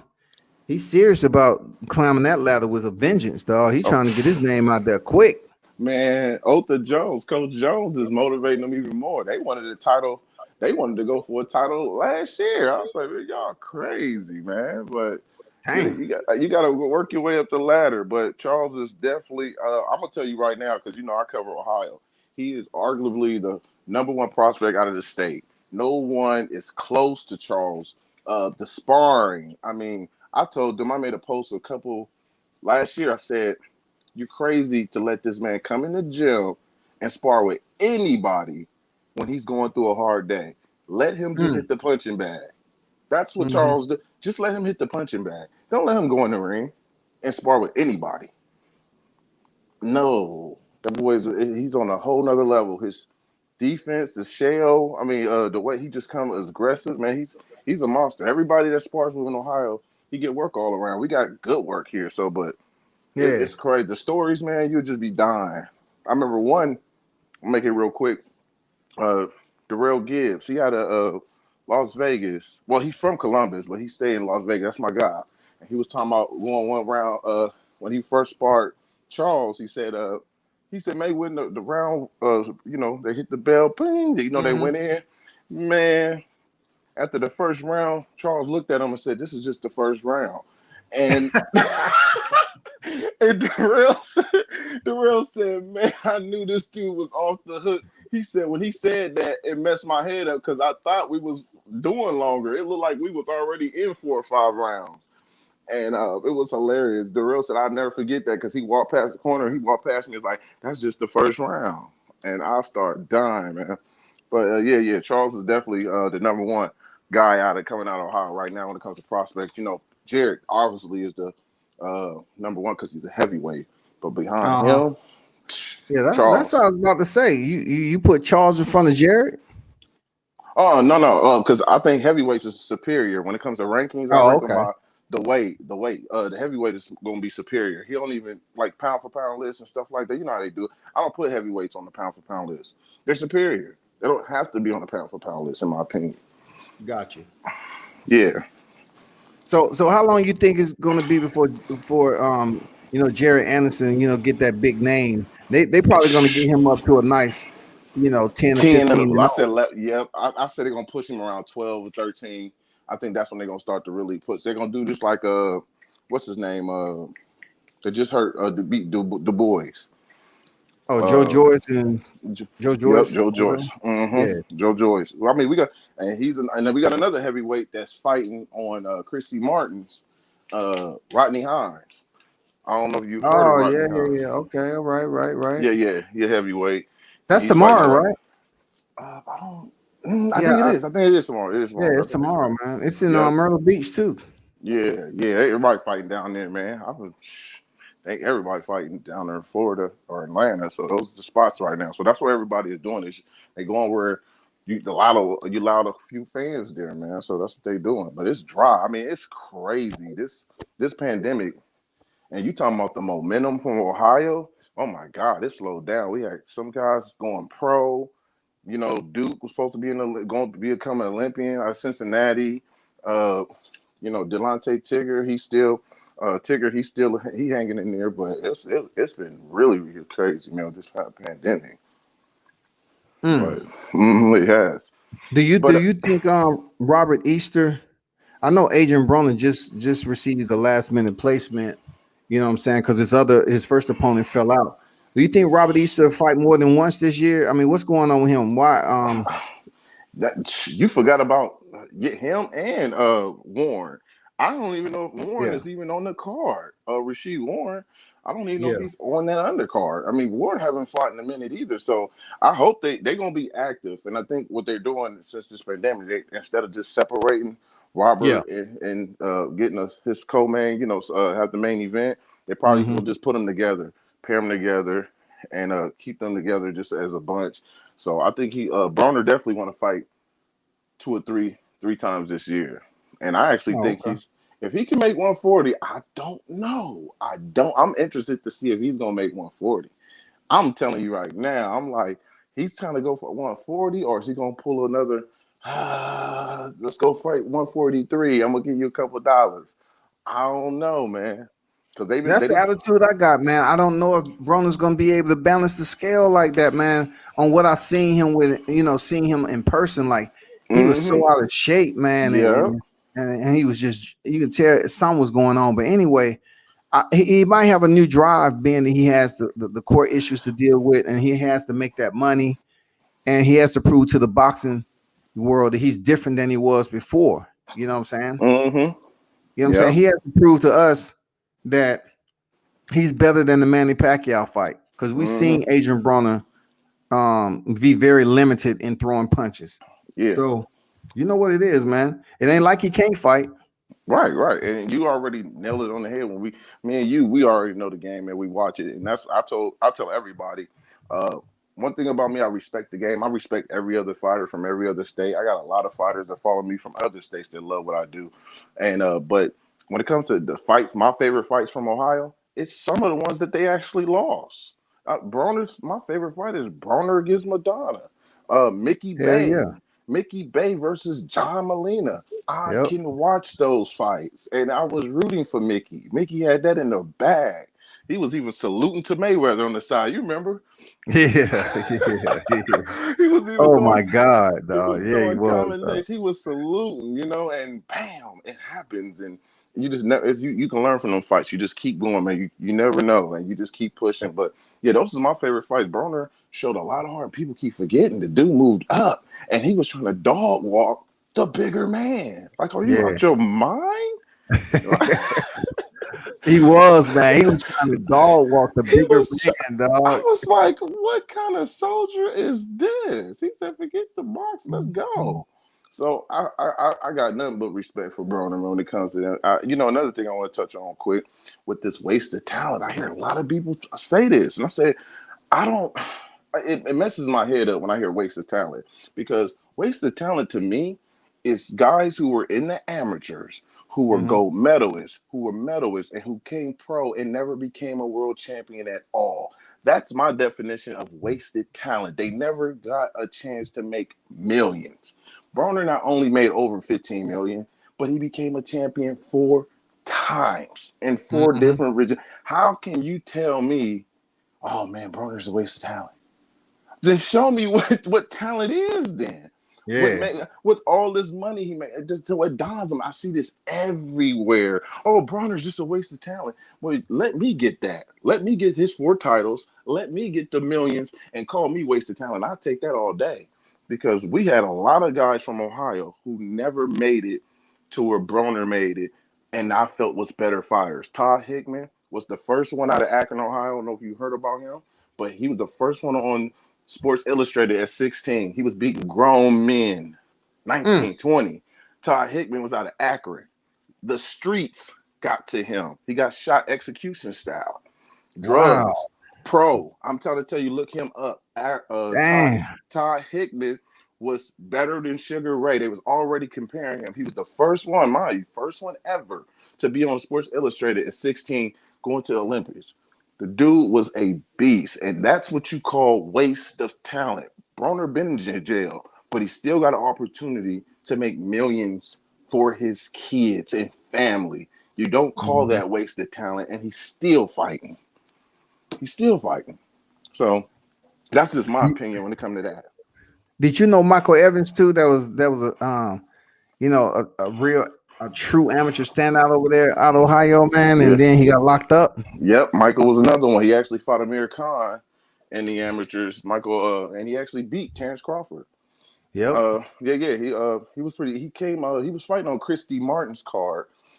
He had 2 fights, and then I heard he got in another car accident and something else happened. But he's a mystery. I added him as a friend a couple of years back, and I never heard from him. But I didn't spoke about him plenty of times, so I know his people's just seen it. So, but yeah, he was a standout. He was a dog. He was another one. We have a lot of guys who I feel was wasted talent. Ricardo Williams, one of the best out of Ohio. He was an Olympian. I think a silver medalist. And everybody talk about him, you know.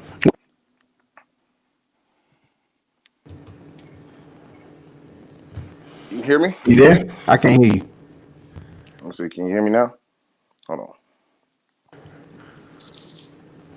I don't know if that's mine or yours. What?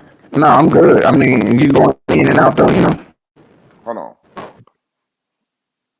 Can you hear me now?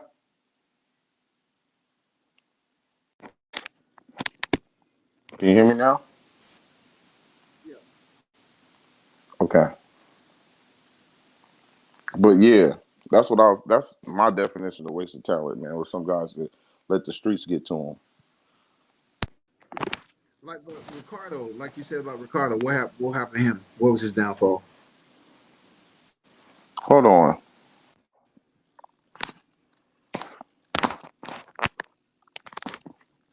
Can you hear me? Yeah. Okay. Can you hear me good? Yeah, I can hear you good now. These earphones got to Yeah, be what happened to Ricardo? You know, what was his downfall? Man, he just he was more. He just didn't. I don't know if I can say the streets really got to him. He just didn't pan out, man. He lost a lot of. He started losing fights, man. He didn't pan out that everybody thought he was gonna be coming out of the profession, coming out of the amateurs, man. He Okay. he got a signing bonus, a big signing bonus. But I'll tell you, What? oh yeah, he got a big signing bonus before he fought. But Kenny Porter, all these guys will tell you when it comes to some of our best fighters, Ricardo is up there. Kelly Pavlik will tell you about Ricardo. They was talking about this guy like he used to eat Snickers before weigh-ins, like he just making weight and it was nothing. Beating guys up, Damn. eating Snickers and stuff. Everybody used to talk about him. So Kelly, Kenny Porter, they all tell you Ricardo Williams, and they got a lot of film on him on YouTube and stuff. But he's probably the top guy out of the amateurs coming out of Cincinnati when it comes to like being one of the best fighters. Him, Ty Hickman, who I mentioned, those were just like some of the top dogs that people just be like praise them. They get honored down here. I think he's in Texas now. Mm. Yes. Yeah, people don't know the dark side unless they visit the fights or basically stay attuned to their regional boxing scene. They don't know, you know, it's a dark side to boxing. Some of these cats are very talented, but on the outside, they got to continue to make money and feed their family if they ain't getting fights, man. Yep. And that is true. That's why I tell people, y'all don't know how lucky y'all talking about Broner wasted. Y'all crazy. This dude still fighting. He get in trouble in not in court, but he's still getting opportunity to fight and make millions. Some of these guys don't get that. We got a guy a couple of years ago. I posted it on my face. I think my Instagram. His name was Wesley Triplett. signed by Al Heyman, heavyweight. Got 20 years in prison for child abuse. Wow. 20 Child abuse. Damn. And That just takes me back to Michael Nunn, second to none, man. He did 16 years for $200 drug exchange, man. Like, damn. Now you already know why I'm gonna go with that, because I feel like that was a little harsh with the child abuse. Yeah. Yes, they gave that man 20 years. I posted that, and it's not to make fun or the situation. It's to teach these other younger boxers who follow me that come up. This is what happens when you just don't focus and try to stay away. You get yourself in your own way sometimes, and we have a lot of stories like that. And I'm gonna start touching on those a little bit, because I hear a lot of people telling me, like, man, talk about so and so and talk about this guy. And I'm like, dang, I'm hearing new stories as we come up. So as I'm growing, but yeah. But talk about the Ugas, man, and the email belt. I'm with you 100% when they talk about. They ain't respecting the sport no more, man. So when you was just preaching it, I was just listening, like, you was killing it on that, because I don't respect. I did the same thing with Devin Haney. I respect Devin Haney. He's not a champion in my eyes till he fights somebody to get the belt. That's just how I stand, man. You gotta have integrity. You gotta hold these guys accountable. I don't blame Devin for not getting the fights he wanted to fight. Not getting the fights, but I can't reward him for just getting the belt. So, well, you're still a champion in my eyes. No, I can't do that. I wouldn't do that to my boys here in Ohio. Like I'm a consistent dude. I can't do it. That's all I was saying. It was nothing personal, but I feel the same way, just like I feel about Ugas. Now Ugas has received the damn WBA regular from the fighter testing positive for banned substance, and now he slides into the WBA super while Manny Pacquiao is in damn recess, and once again he received it via email. So, man, boxing is just not abiding by any type of damn language that they have anyway, because the language is medical or any other reason that's outside their will or whatever they can't control. Manny Pacquiao is not injured, and he can control facing Ryan Garcia at 143. He has every bit of control over that. Yep. You know what I'm saying? So it's bullshit. It's bullshit when Ryan Garcia is Devin's mandatory, but yet he calls out Gervonta Davis, goes on a little press tour, and was just fucking with us. And this is, I hate to say it, but we have to put the blame on Floyd. Floyd started this mess, and all these guys think it's okay. When some of them don't even deserve to do the type of moves they be doing to make these fights, and they just doing it, and it's crazy. You'll think, oh, so-and-so got a belt, so we know they about to fight now. Oh, no, he went up to fight Kell Brook, go up to fight Triple G. For what? Fight Earl first. Yeah. This is so pretty much what you're setting up is a moral victory. We see it. Well, he showed us he had heart, but his face is broken. What are y'all talking? Khan is showing us he got heart. He's going up. What? Like, come on, man. So it's some of those fights.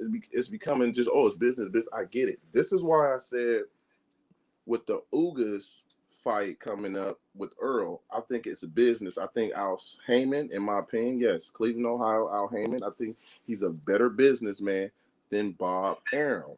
Bob Arum, towards the end of HBO, made bad business decisions, which helped HBO go out of business. Terrence Crawford, who was a champion, Victor Postal, who was a champion, didn't have a name to carry. Why are y'all putting that on pay-per-view? And the numbers get horrible. David Lemieux, IBF champion. Triple G had 3 belts, I believe, at the time, or some type. I think he had 2 or 3 belts, whatever. But that was a unification fight. Horrible numbers. I just don't see Al Heyman doing the same thing Bob did.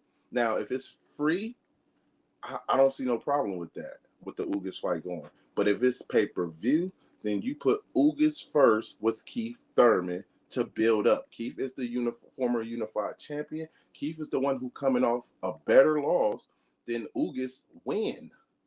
You know, Ugas is beat I forgot his name, and that wasn't even impressive. So it's hard to put a guy on pay-per-view from Ugas' position who has 4 losses, and you're trying to tell people that this is going to be a good fight, especially based off his last performance. Oh, let's try to sell it and say, well, we thought he beat Sean Porter. Okay, so now y'all going to sell it off a moral victory because he still lost, but we're going to sell the pay-per-view off morals, a moral victory. You see what I'm saying? So I just don't see business-wise making sense. Al is a way better businessman. I think he builds that because really he wants the Thurman versus Earl fight before Crawford. That makes sense. I think Thurman beats Ugas. Style-wise, Ugas has changed his fighting style. I've been watching Ugas since the beginning of his career. He's the only Cuban who stands in the shell like Joshua Clottey. Like, dude. For real, man. Winky Wright. Lamont Peterson. God damn. And this the thing. He's not even a master at it. It's like he got hurt towards the end of his fight. I like Ugas, but it's the reason he got 4 losses. You know, it's the reason he got 4 losses. And I hear some of these people say, "Oh, well, this fight I thought he still won." No, stop it. I think he lost to Amir Iman too. He doesn't. He goes in the shell, and you can beat him up. You can definitely beat him up. He tries to overpower you, and and walk you down here, but it doesn't work. It's not going to work with Earl, and it's definitely not going to work with Thurman. So, but he's still a champion right now. They gave him to be a champion, so the fight's got to be made, and I'm all for him still showing, getting the opportunity to show people that he deserved to be there. I mean, I can't sit there and say he doesn't deserve a shot, but him coming off the loss, that's not how pay-per-view work. Coming off his win, they don't just throw you in there after your performance and say, "Well, he got a belt." It doesn't work. And if they do it, I would be very, very shocked because it's not a smart business move. Yeah, I look at Ugas, right, and I'm saying, why not just put him in there with the name, the fight for the vacant WBA? You know what I'm saying? Like, just fight for the vacant WBA.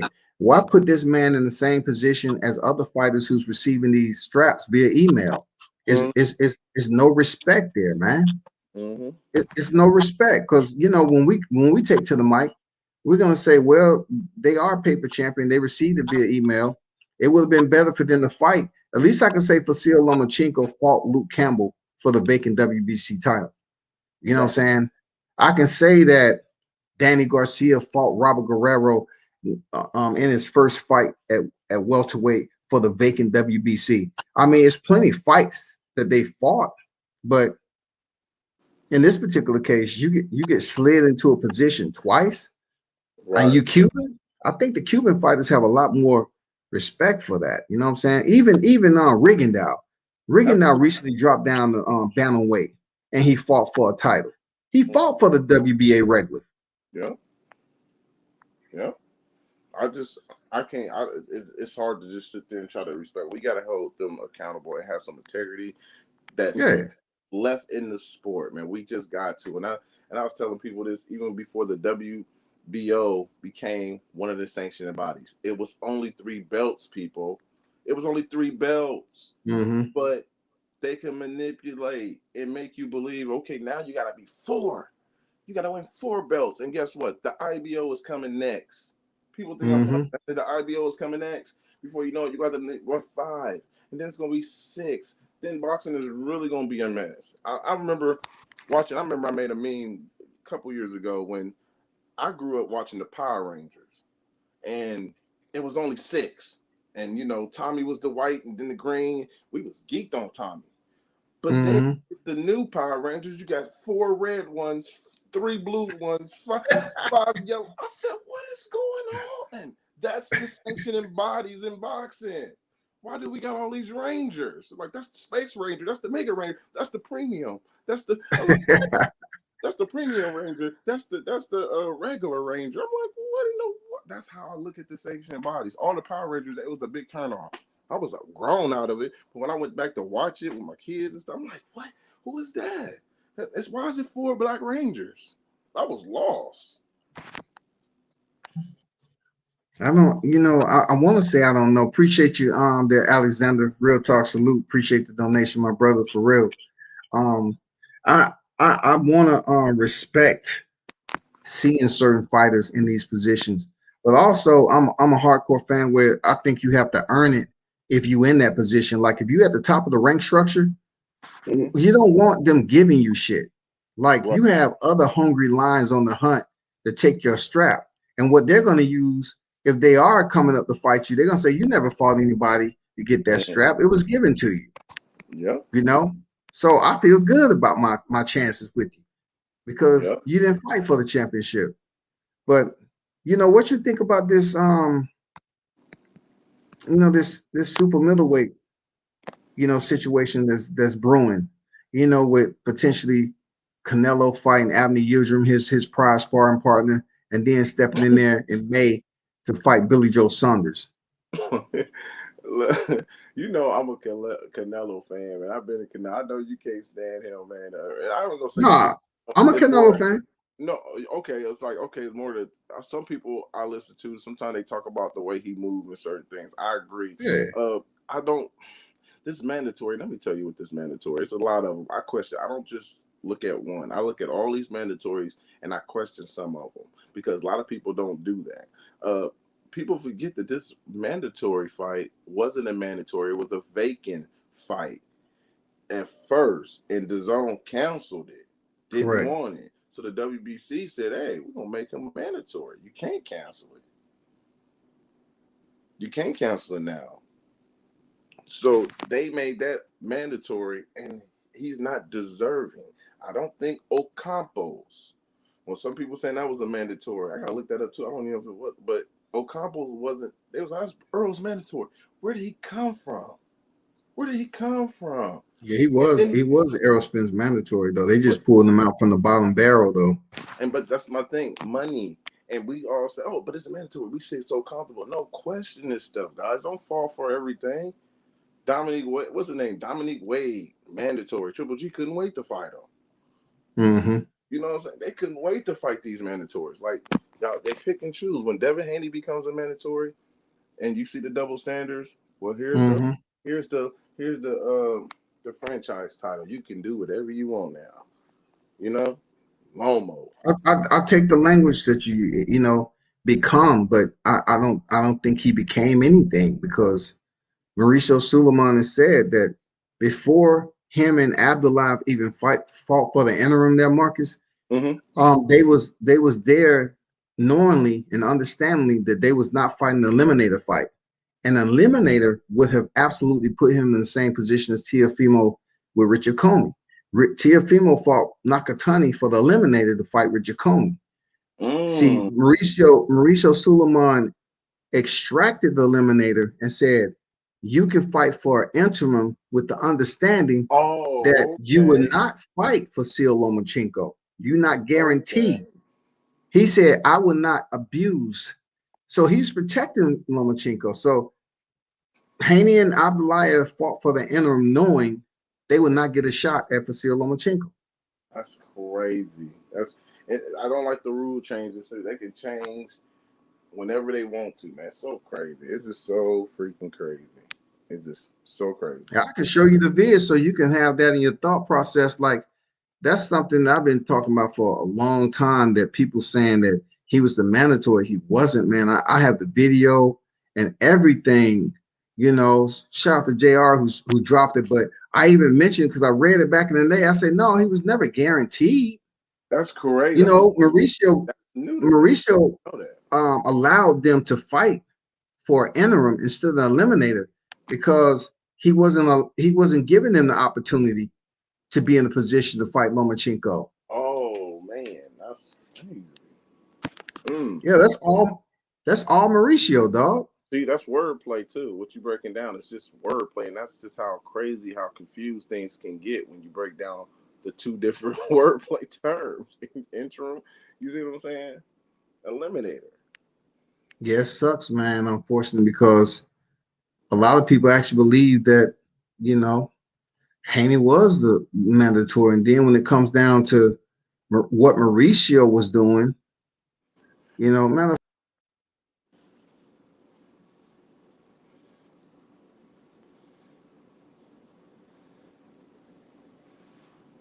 Like you went out. My fault.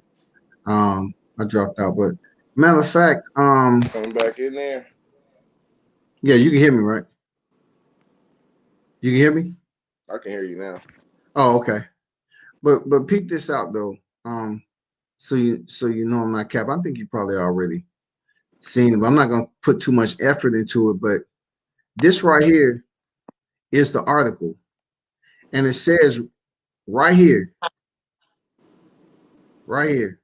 I'm about to highlight it right there. WBC President Mauricio Suleiman points out that Devin isn't the WBC mandatory to Lomachenko. He's the interim WBC lightweight champion and not in position to face Lomachenko as the mandatory champion. Okay. And that's an article with Boxing News 24. So, you know, I know it sucks for people not to understand and recognize it, but anyway, back to what we were saying, bro. So I'm putting it off like this. Jermell Charlo is one belt away from unifying. I hope that goes as planned. Why? Because I want to see Jermell Charlo vacate the belts or defend them, whatever, and move up to 160. Seriously, I really want to see Jermall Charlo insert his presence into the super middleweight division and mix shit up. I would like to see him get a fight with David Benavidez. Mm-hmm. I would like to see him get that fight. Jamal, you talking about Jamal move up to 160 while his brother moved up to 160? Is that what you're saying? Jamel move up to 160 while his brother Jamal move up to 168. Yeah, and you know me, I'm so banking on Charles getting the opportunity with Charlo, man. I would love that, but in the fantasy world, man. But man, you actually think he's gonna stay around for Charles? I don't think so, man. That'd be a good fight. Yeah, that'd be a good fight, especially. You're right. That'd be a good fight, dog. Yeah, because I think Charles got definitely what it takes. He's a what Tony Harrison was doing to him. Charles is 3 times better. When he's on the inside game, his inside game is crucial. Yeah, his inside game. God damn, them uppercuts he be sneaking up there, man. That inside game is slick. Man, I seen him break his hand in Columbus at a fight. He broke his hand in the first round. Finished the dude in the second round. Broke his hand. You can tell he broke it. He didn't even want to let his dad. Yep, Otha Jones. They snuck that one. They didn't even want the dad to know he broke his hand. He had to whisper to him. But his hand was fractured. They posted it on Facebook a couple days after. But yeah, just stop the dude, man. Just thought he's off the hood, man. So, but yeah, that would definitely be a good fight if they did. But I don't think Charlo's gonna wait, man. He gonna move up to 160, and definitely we want to see. I want to see Undisputed. It's hard to see Undisputed, man. And can you imagine? And I think you saying that. Can you imagine? I don't know if you did say that, but Crawford being, if he won against Earl and became undisputed, 2-time undisputed. Yeah, that's what I said, man. 2-time undisputed, dog. Oh man, that is crazy. That's a crazy stat to have, man. That's a crazy stat to have. Accomplishment. Like, do you think if Crawford is able to become a 2-weight class undisputed world champion, do you believe that will place him arguably number 1 pound for pound, seeing that Canelo Alvarez never unified the division like that? Absolutely. When it comes to accomplishment and stuff like that, I'm real big on accomplishments. So, yes, based on that, yes, definitely. When it comes to accomplishments, I would definitely put him there. You know what I mean? And the eye test, Canelo got a real good resume, too. And, he accomplished some things. But sometimes it's the level of opposition, too, when you compare the two. So, yeah. But I definitely think Crawford, I mean, I drove 10 hours to go see Crawford in New York. He was the reason why I went to New York for the very first time. And that was a Hank Lundy fight. Hank Lundy sold that fight to me, but I knew it was going to be a disaster. But I knew how talented Crawford was. I'm not one of those guys that sit there and say, I don't get caught up in the politics where it's like, oh, we just want Crawford to fight a name. You got to break that down. What do y'all mean by fight a name? Because if you say fight a name, okay, we want to fight Danny Garcia. Danny flat-footed. Yes, he's a name, but he's gonna make that look so easy, man. And a lot of people will keep talking about Danny Garcia left hook. That concerns me because that's all y'all talk about. It's his left hook. That Yeah, concerns they me. do. They did it with Sean Porter. Oh, Sean better watch out. He's fighting Danny. He gonna get hit with that left hook. Sean got hit with the left hook, and he He still. did. I said I was at that fight when he hit him. I was next to a guy from Philly, and we was having our little hoorah, but it was all love. And he was like, "Oh, he hit him." I said, "Did you see what happened?" I said, "Sean ate that. The fight is over, my friend." I said the Yep. fight is over. When Sean eat it, it's a wrap. That's his best weapon. But I didn't like the fight just because it's a name. I like the style wise. I personally think Crawford beats Earl, and it's not gonna be as big as everybody. The hype of the fight gonna be big. I just don't see it being so competitive like a lot of people think it is. Crawford do so many things a little bit better than Earl, man. He fights on his back foot, better, and that's what concerns me if he actually fights Sean Porter. Sean Porter is a pit bull, but you dealing with somebody that know how to fight on his back foot and throw these left hooks. Oh my, Yep. those check hooks. Oh my God. And I think he And hit and Crawford. and he presents different frames from orthodox to damn southpaw. He gives you those different looks that he make you think and have to make changes. Whenever he Absolutely. feel like he made change at the end of the third round with Kell Brook, and it was a wrap. And that's what people get. They fail to realize. He make adjustments. I've been hearing this. Oh, he Yep. get hit. He get touched too much. No, he make adjustments. Floyd wobbled like crazy against Shane Mosley, and then he came back and making justice because he got dog in him. Floyd don't get enough credit for what he did. He had dog in him. You got me in this round. I guarantee you, I'm gonna get you back. And Floyd was Mm-hmm. putting them back. You know. Mm-hmm. So you gotta have dog in you, and Crawford got that. Crawford got the dog in him, and he can beat you in different ways. He's definitely a threat. I'm I'm rooting for Porter if they ever fight, but I know damn well we got a problem on our hands. People talk, oh, Yeah. he ain't seen nobody like Porter. I get it. I say the same thing, but Porter ain't seen nobody like Crawford, man.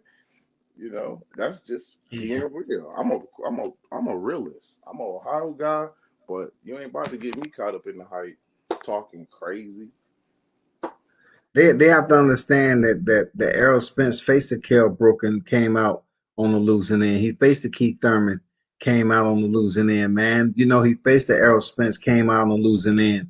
So when you face Crawford, you know what I'm saying? I mean, what's going to change about Sean Porter? Sean Porter, in my opinion, he should have moved up to 54 already. He Mm-hmm. started, he fought heavier in the amateurs. So Yep. you should have moved up already, man. Like Errol Spence, why are you campaigning still at welterweight division where you could have moved up to 54 and picked up a belt and do the same shit Canelo doing? Mm-hmm. Yep. Yeah, you're right. I think he did start off at 54 his first 7 fights. Yeah, his first 3 fights, man, it was his 54, and That his fourth he dropped to 47. Hey, King said Ugas is not coming off an L. He beat for no. I didn't say he was coming off an L. I said Keith Thurman had a better loss coming off an L than Ugas coming off his win. I mean, he got rocked towards the end. He didn't look too good. So that's what I was talking about when it came to Ugas. I was talking about Ugas' last performance before you go into a pay-per-view. That's crazy. That's not going to get people to, ooh, I can't wait. Who is this? Ooh. Especially the casuals. We can't think about hardcores. We have to think about casuals, people. The people on the out. Hardcores help the casuals. We're the ones that help sell the fight. I get tired of explaining to casuals, who's this Ugas guy and why he got 4 losses? Oh, man, I got to scratch my head. You know what I'm talking about, Scotty. I got to Yeah. scratch my head because I got to explain this why he got 4 losses. Where did he get a belt from? It's getting crazy sometimes. The temporaries, man, they pass by, look in the window, and keep it moving, dog. They're not full-time, boxing astutes, man. They just dip in, get little bits and pieces, and bounce. Right. But Mitch said Canelo has some fluff on his record, but his resume is better than Crawford, in my opinion. What I have to say about Canelo and what he's doing is moving. Canelo is moving. You know what I'm Absolutely. saying? He's doing, and it's another thing, and I don't mean to cut you off. I said this before. Canelo did something that no fighter has done yet in this era, and that's fight a person his promoter tell him not to fight. When his promoter said, no, Hmm. you ain't fight, Canelo said, I'm the boss. When have you seen a fighter tell Al Heyman, tell Eddie Hearn, no, I'm fighting Wilder? You ain't seen it. So give Hmm. Canelo his props, because when he fought him, guess what? De La Hoya got the upper hand again, because De La Hoya was like, see, I told you not to fight him. It's a close fight, because he was fighting a mover, a slick boxer like Laura. And guess what? He almost put himself in a position where you lose to a guy who can't sell. That's the business of it. Yeah. Laura can't sell. Laura won. Boxing doesn't win. I hate to say it, but I'm talking about the business side of it. Boxing doesn't win when Laura holds those belts or come away with the victory. And Laura also fought like he was the A side, which frustrated me in that fight. But A lot of people felt he won that fight. no, I seen that. I don't think he won. I don't think he won though. But I can see why people felt that. He just didn't do enough. He fought like he was the A side. Like he was doing. I was like, I don't think you're supposed to take it from the fighter, but you gotta win at least convincingly. And I don't think he pulled that off. People was just like, yeah, everybody had their own opinions about it. But my thing was this: Laura got the fight when he showed up at the press conference. Jamal Charlo ain't doing that. He ain't stalking Canelo. He's chilling. Oh, I want to fight him. No, you don't. Look at Shannon Briggs. Shannon Briggs wanted to fight Klitschko. He didn't get the fight, but we all knew he wanted to fight him. Yeah. It's one thing you can say you want to fight somebody. That's different. Okay, cool. Yeah, everybody can say that. But you got to show it. You come to them press conference, Aaron Pryor, he came to Sugar Ray. Sugar Ray didn't want it, no matter what people say. Sugar Ray didn't want it. Sugar Ray moved the way he moved, and it came to expose itself when Sugar Ray fought Marvin Hagler when he seen that he thought he can beat him. He came out of retirement. He was sitting ringside and said, yeah, I think I might be coming out of retirement. Sugar Ray never really wanted to take on guys he felt like can actually beat him or be a good fight. He took on them when he seen vulnerability. So when I hear people say that about Canelo, oh, he taking something, or Triple G, Kell Brook, when they see vulnerability, a lot of these fighters do it. Sugar Ray Well, definitely. I have to give Sugar Ray his props for stepping up in weight and doing something like Donnie Lennon, but not, I mean, like Canelo Alvarez, because he stepped up and fought Donnie Lennon, who was a light heavyweight, and they fought at a catchweight 168, and then Sugar Ray was coming up from 160. So he was knocked down in that fight and everything, but he ended up winning, fighting a bigger Lennon. So I gotta commend and salute Sugar Ray for taking that damn risk. You know what Yeah, I'm saying? that's my thing. He has some fights where I respect him on, but it's not going to change the what happened with the Marvin Hagler, because he didn't fight Yeah. Marvin. He waited, and that's part of the Yeah, game. but he was coming off a hiatus since '84 too. I mean, he was out the sport since '84. He came back in '87. Yeah, but you also remember he was about to get didn't he was about to get sued by what's his name, because he was about to fight Marvin Hagler, and he talked Marvin Hagler. He talked the dude out of the fight to fight Marvin Hagler. He was about to. He Yeah, got because there was big money in there. They probably paid some SAM, step aside money. yeah. But he But was nursing an eye injury all that time. He had a fucked up eye, and you going in there against Marvin Hagler, and he never fought again after that fight. my thing was he just saying food. Hagler. I feel what you're saying, but I just felt like he's seen food, and that's what he took that fight, and he wouldn't have took. Hmm. And another thing, Sugar Ray showed you during his career sometimes that he could be intimidated by mental advantage by looking at people. What Hmm. got in his head? That's why he lost that fight. He got in his head before the fight. So it's a lot of things, but I don't take nothing from Sugar Ray. I think he's a great fighter. But I was just making my point that certain fighters, they do that. It ain't just Canelo. It ain't just a lot of these fighters pick these guys when they see what was it, Triple G? No, it was Cotto. Cotto went up to a catchweight. What was it, 157 to fight Sergio Martinez, who had a bad knee, but he didn't want to fight Hmm. Triple G. Like, you see what I'm saying? Come Yeah. on. We know why he went there. So it's kind of, and Cotto was a great fighter. You can't take away what he accomplished. but he did it. You see what I'm saying? Man, that Cotto Zab Judah fight. Ooh, Mm-hmm. I always page back to that. I was like, damn, he was landing some bombs. Oh, that was Let me Mitch say Brooke fought Crawford and Triple G against Eddie's wishes. You ain't never lied on that. He fought goddamn Triple G, man. And Eddie said, nope, don't do it. He did. Got smashed. Well, Triple G, nah, Brooke was that's a good one though. Brooke was towards out of his pretty much wrapped up. He wasn't at his peak though, where he was just the champion. Like Canelo, you can't really compare the two because Canelo was at the top. He was the man. Okay. But Eddie told him not to go up there and fight at 160 though. Eddie made the fight with Eddie helped make that fight with Triple G. What are y'all talking about? But initially he didn't want Brooke to take the fight, and Brooke kept saying, "No, I'm gonna take the fight." No, because Triple G at first they asked Triple G did he want this fight? Would he fight Kell Brook? He said no, he's too small. And but Eddie Hearn gave him that fight. It wasn't no Eddie. He went against Eddie wishes. He wanted that fight because at the end of the day, that's what you get when you go up and wait and fight in the boogeyman. You get the moral victory. I lose, but he wasn't expecting his face to get broken. That's why Kell said he regretted going up to fight. He regretted it because on the contract he was dotting his eyes, and goddamn, he got his eye dotted in the ring too. For real, goddamn it, Triple G tore his ass up, man, and then only to drop back down and have the left eye damaged by arrow. But you know, I commend Kell Brook for his warrior spirit. You know what I'm saying? I can commend him for his warrior spirit. But what happened with Crawford, I don't understand. I thought he could have fought on, man, to be honest with you. No, Mitch, Canelo and Reynoso running the show. Canelo might fight 4 times in 12 months. I think Golden Boy was the problem. Canelo ain't trying to get milked. He wants to fight. Yep. I agree with you. Yep. I agree. And I respect Canelo for that. I like Canelo. I get a lot of backslash for being behind Canelo. I like Canelo, man. I think he's one of the best and skill.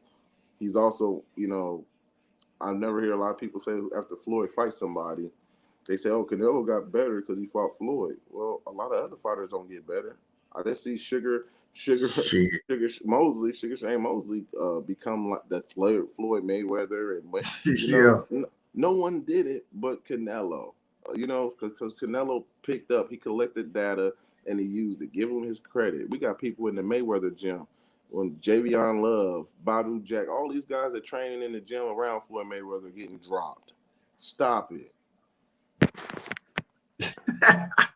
God damn, he went to the TMT stable. Shit. I'm just saying. You know, from what I hear, bro, J Love and one other person is help training. They're on the Jake Paul team, helping him train for his next fight, man. So what? Yeah, Jake Paul actually mentioned it, that they're helping him train for his next fight against an MMA fighter who's really not known for his stand-up. But you know, Jake Paul is getting this credible, valid. You know why he's getting that training? Because he has money. Jake Paul and his brother Logan Paul, they have deep pockets just off YouTube alone. I'm gonna disagree with you on that one. What? On a reason why they're getting all that the publicity is because they're from Ohio, man. Come on. What publicity? They are getting publicity because they're YouTube sensations, man. Yeah, no, I'm just saying that them getting fights and everything. They knocking cats out and getting these big. It was so funny, man. So you co-signing on them 2 goofy dudes being from Ohio?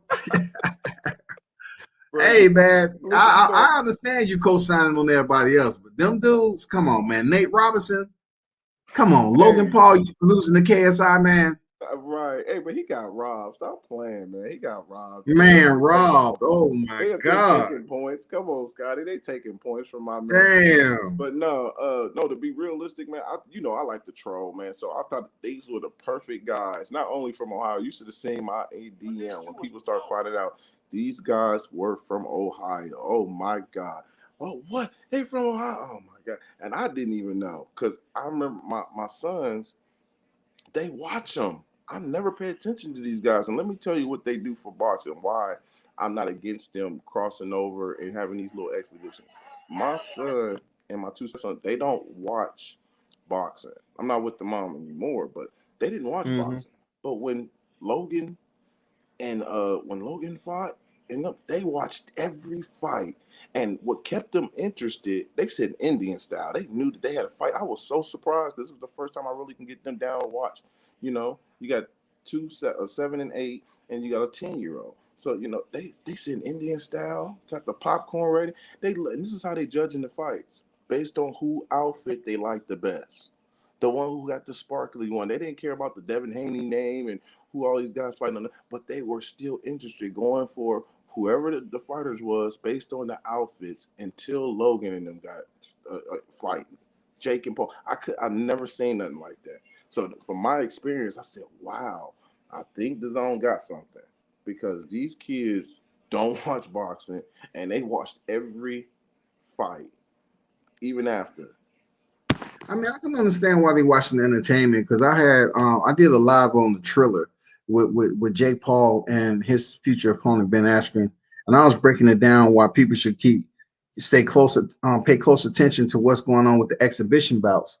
Mm-hmm. Why? Because Triller is being sponsored and carrying the Mike Tyson name, and plus they have live performances from artists.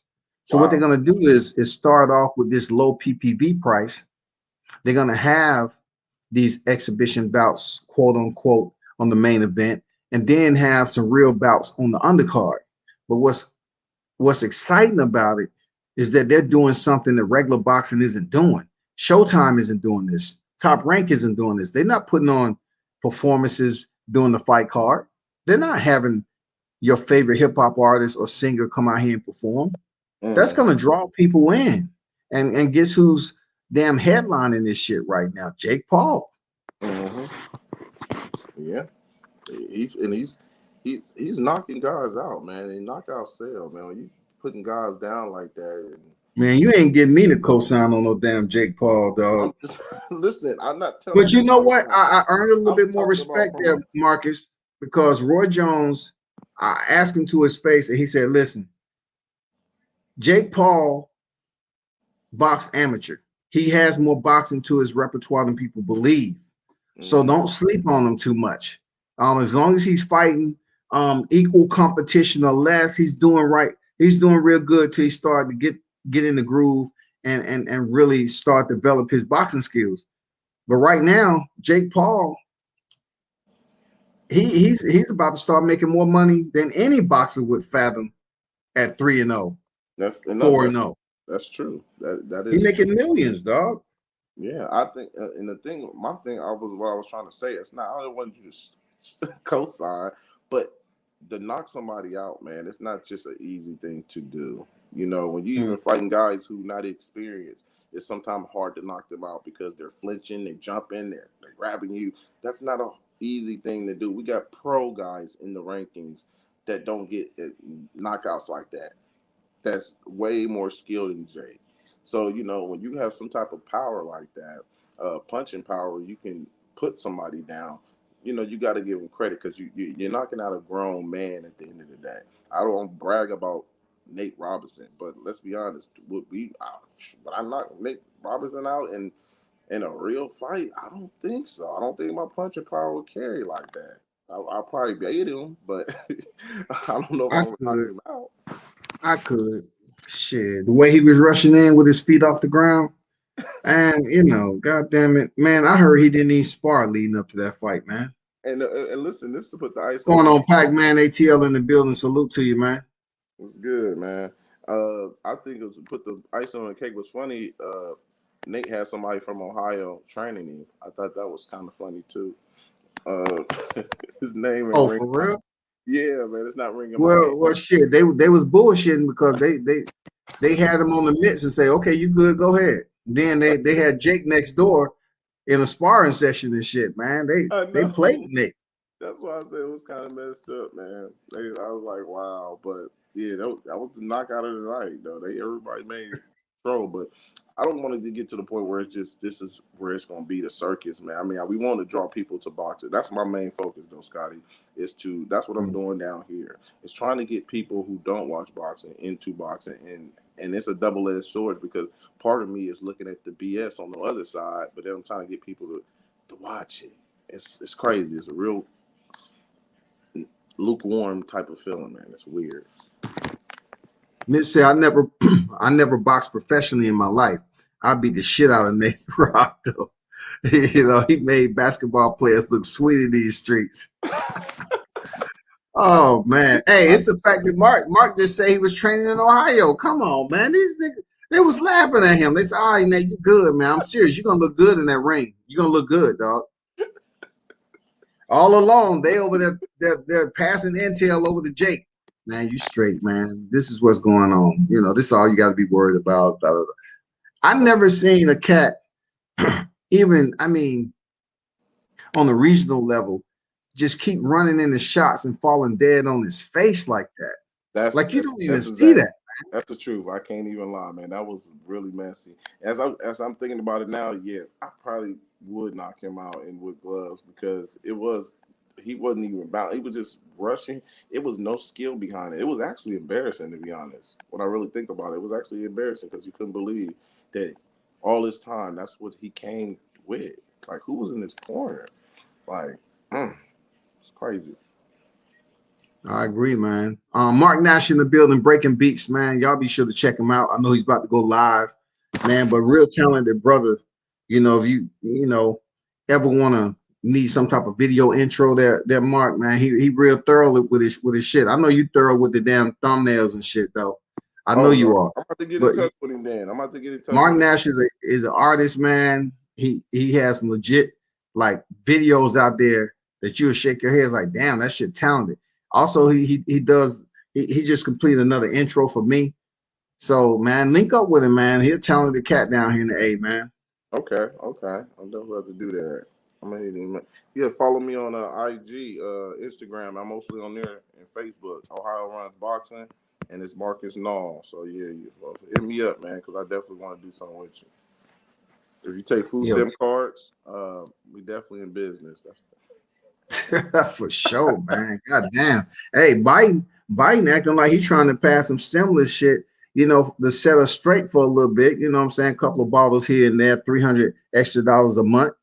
He's trying to send out another flow of stimulus, if it goes down that way. Who knows, man? I don't know. Don't they come in handy? I ain't tripping. Bring them. Shoot, you have any final words, man? I'm about to shut this down. Yeah, Ohio Runs Boxing pulled up on the scene, man. It's always a pleasure. I still remember when I was driving back on the highway from a North Carolina car with 150, man. I was talking to you about thumbnails, dog. I was on the highway. I was on the highway talking to Marcus, man, about thumbnails.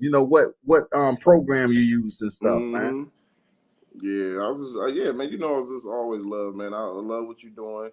And the beautiful thing about what we do, man, we stay in our lanes, but we still can collide. We still gonna need one another, and that's the beautiful thing, man. Don't nobody gotta step on each other. We can still eat. Everybody can eat. I love what I'm doing.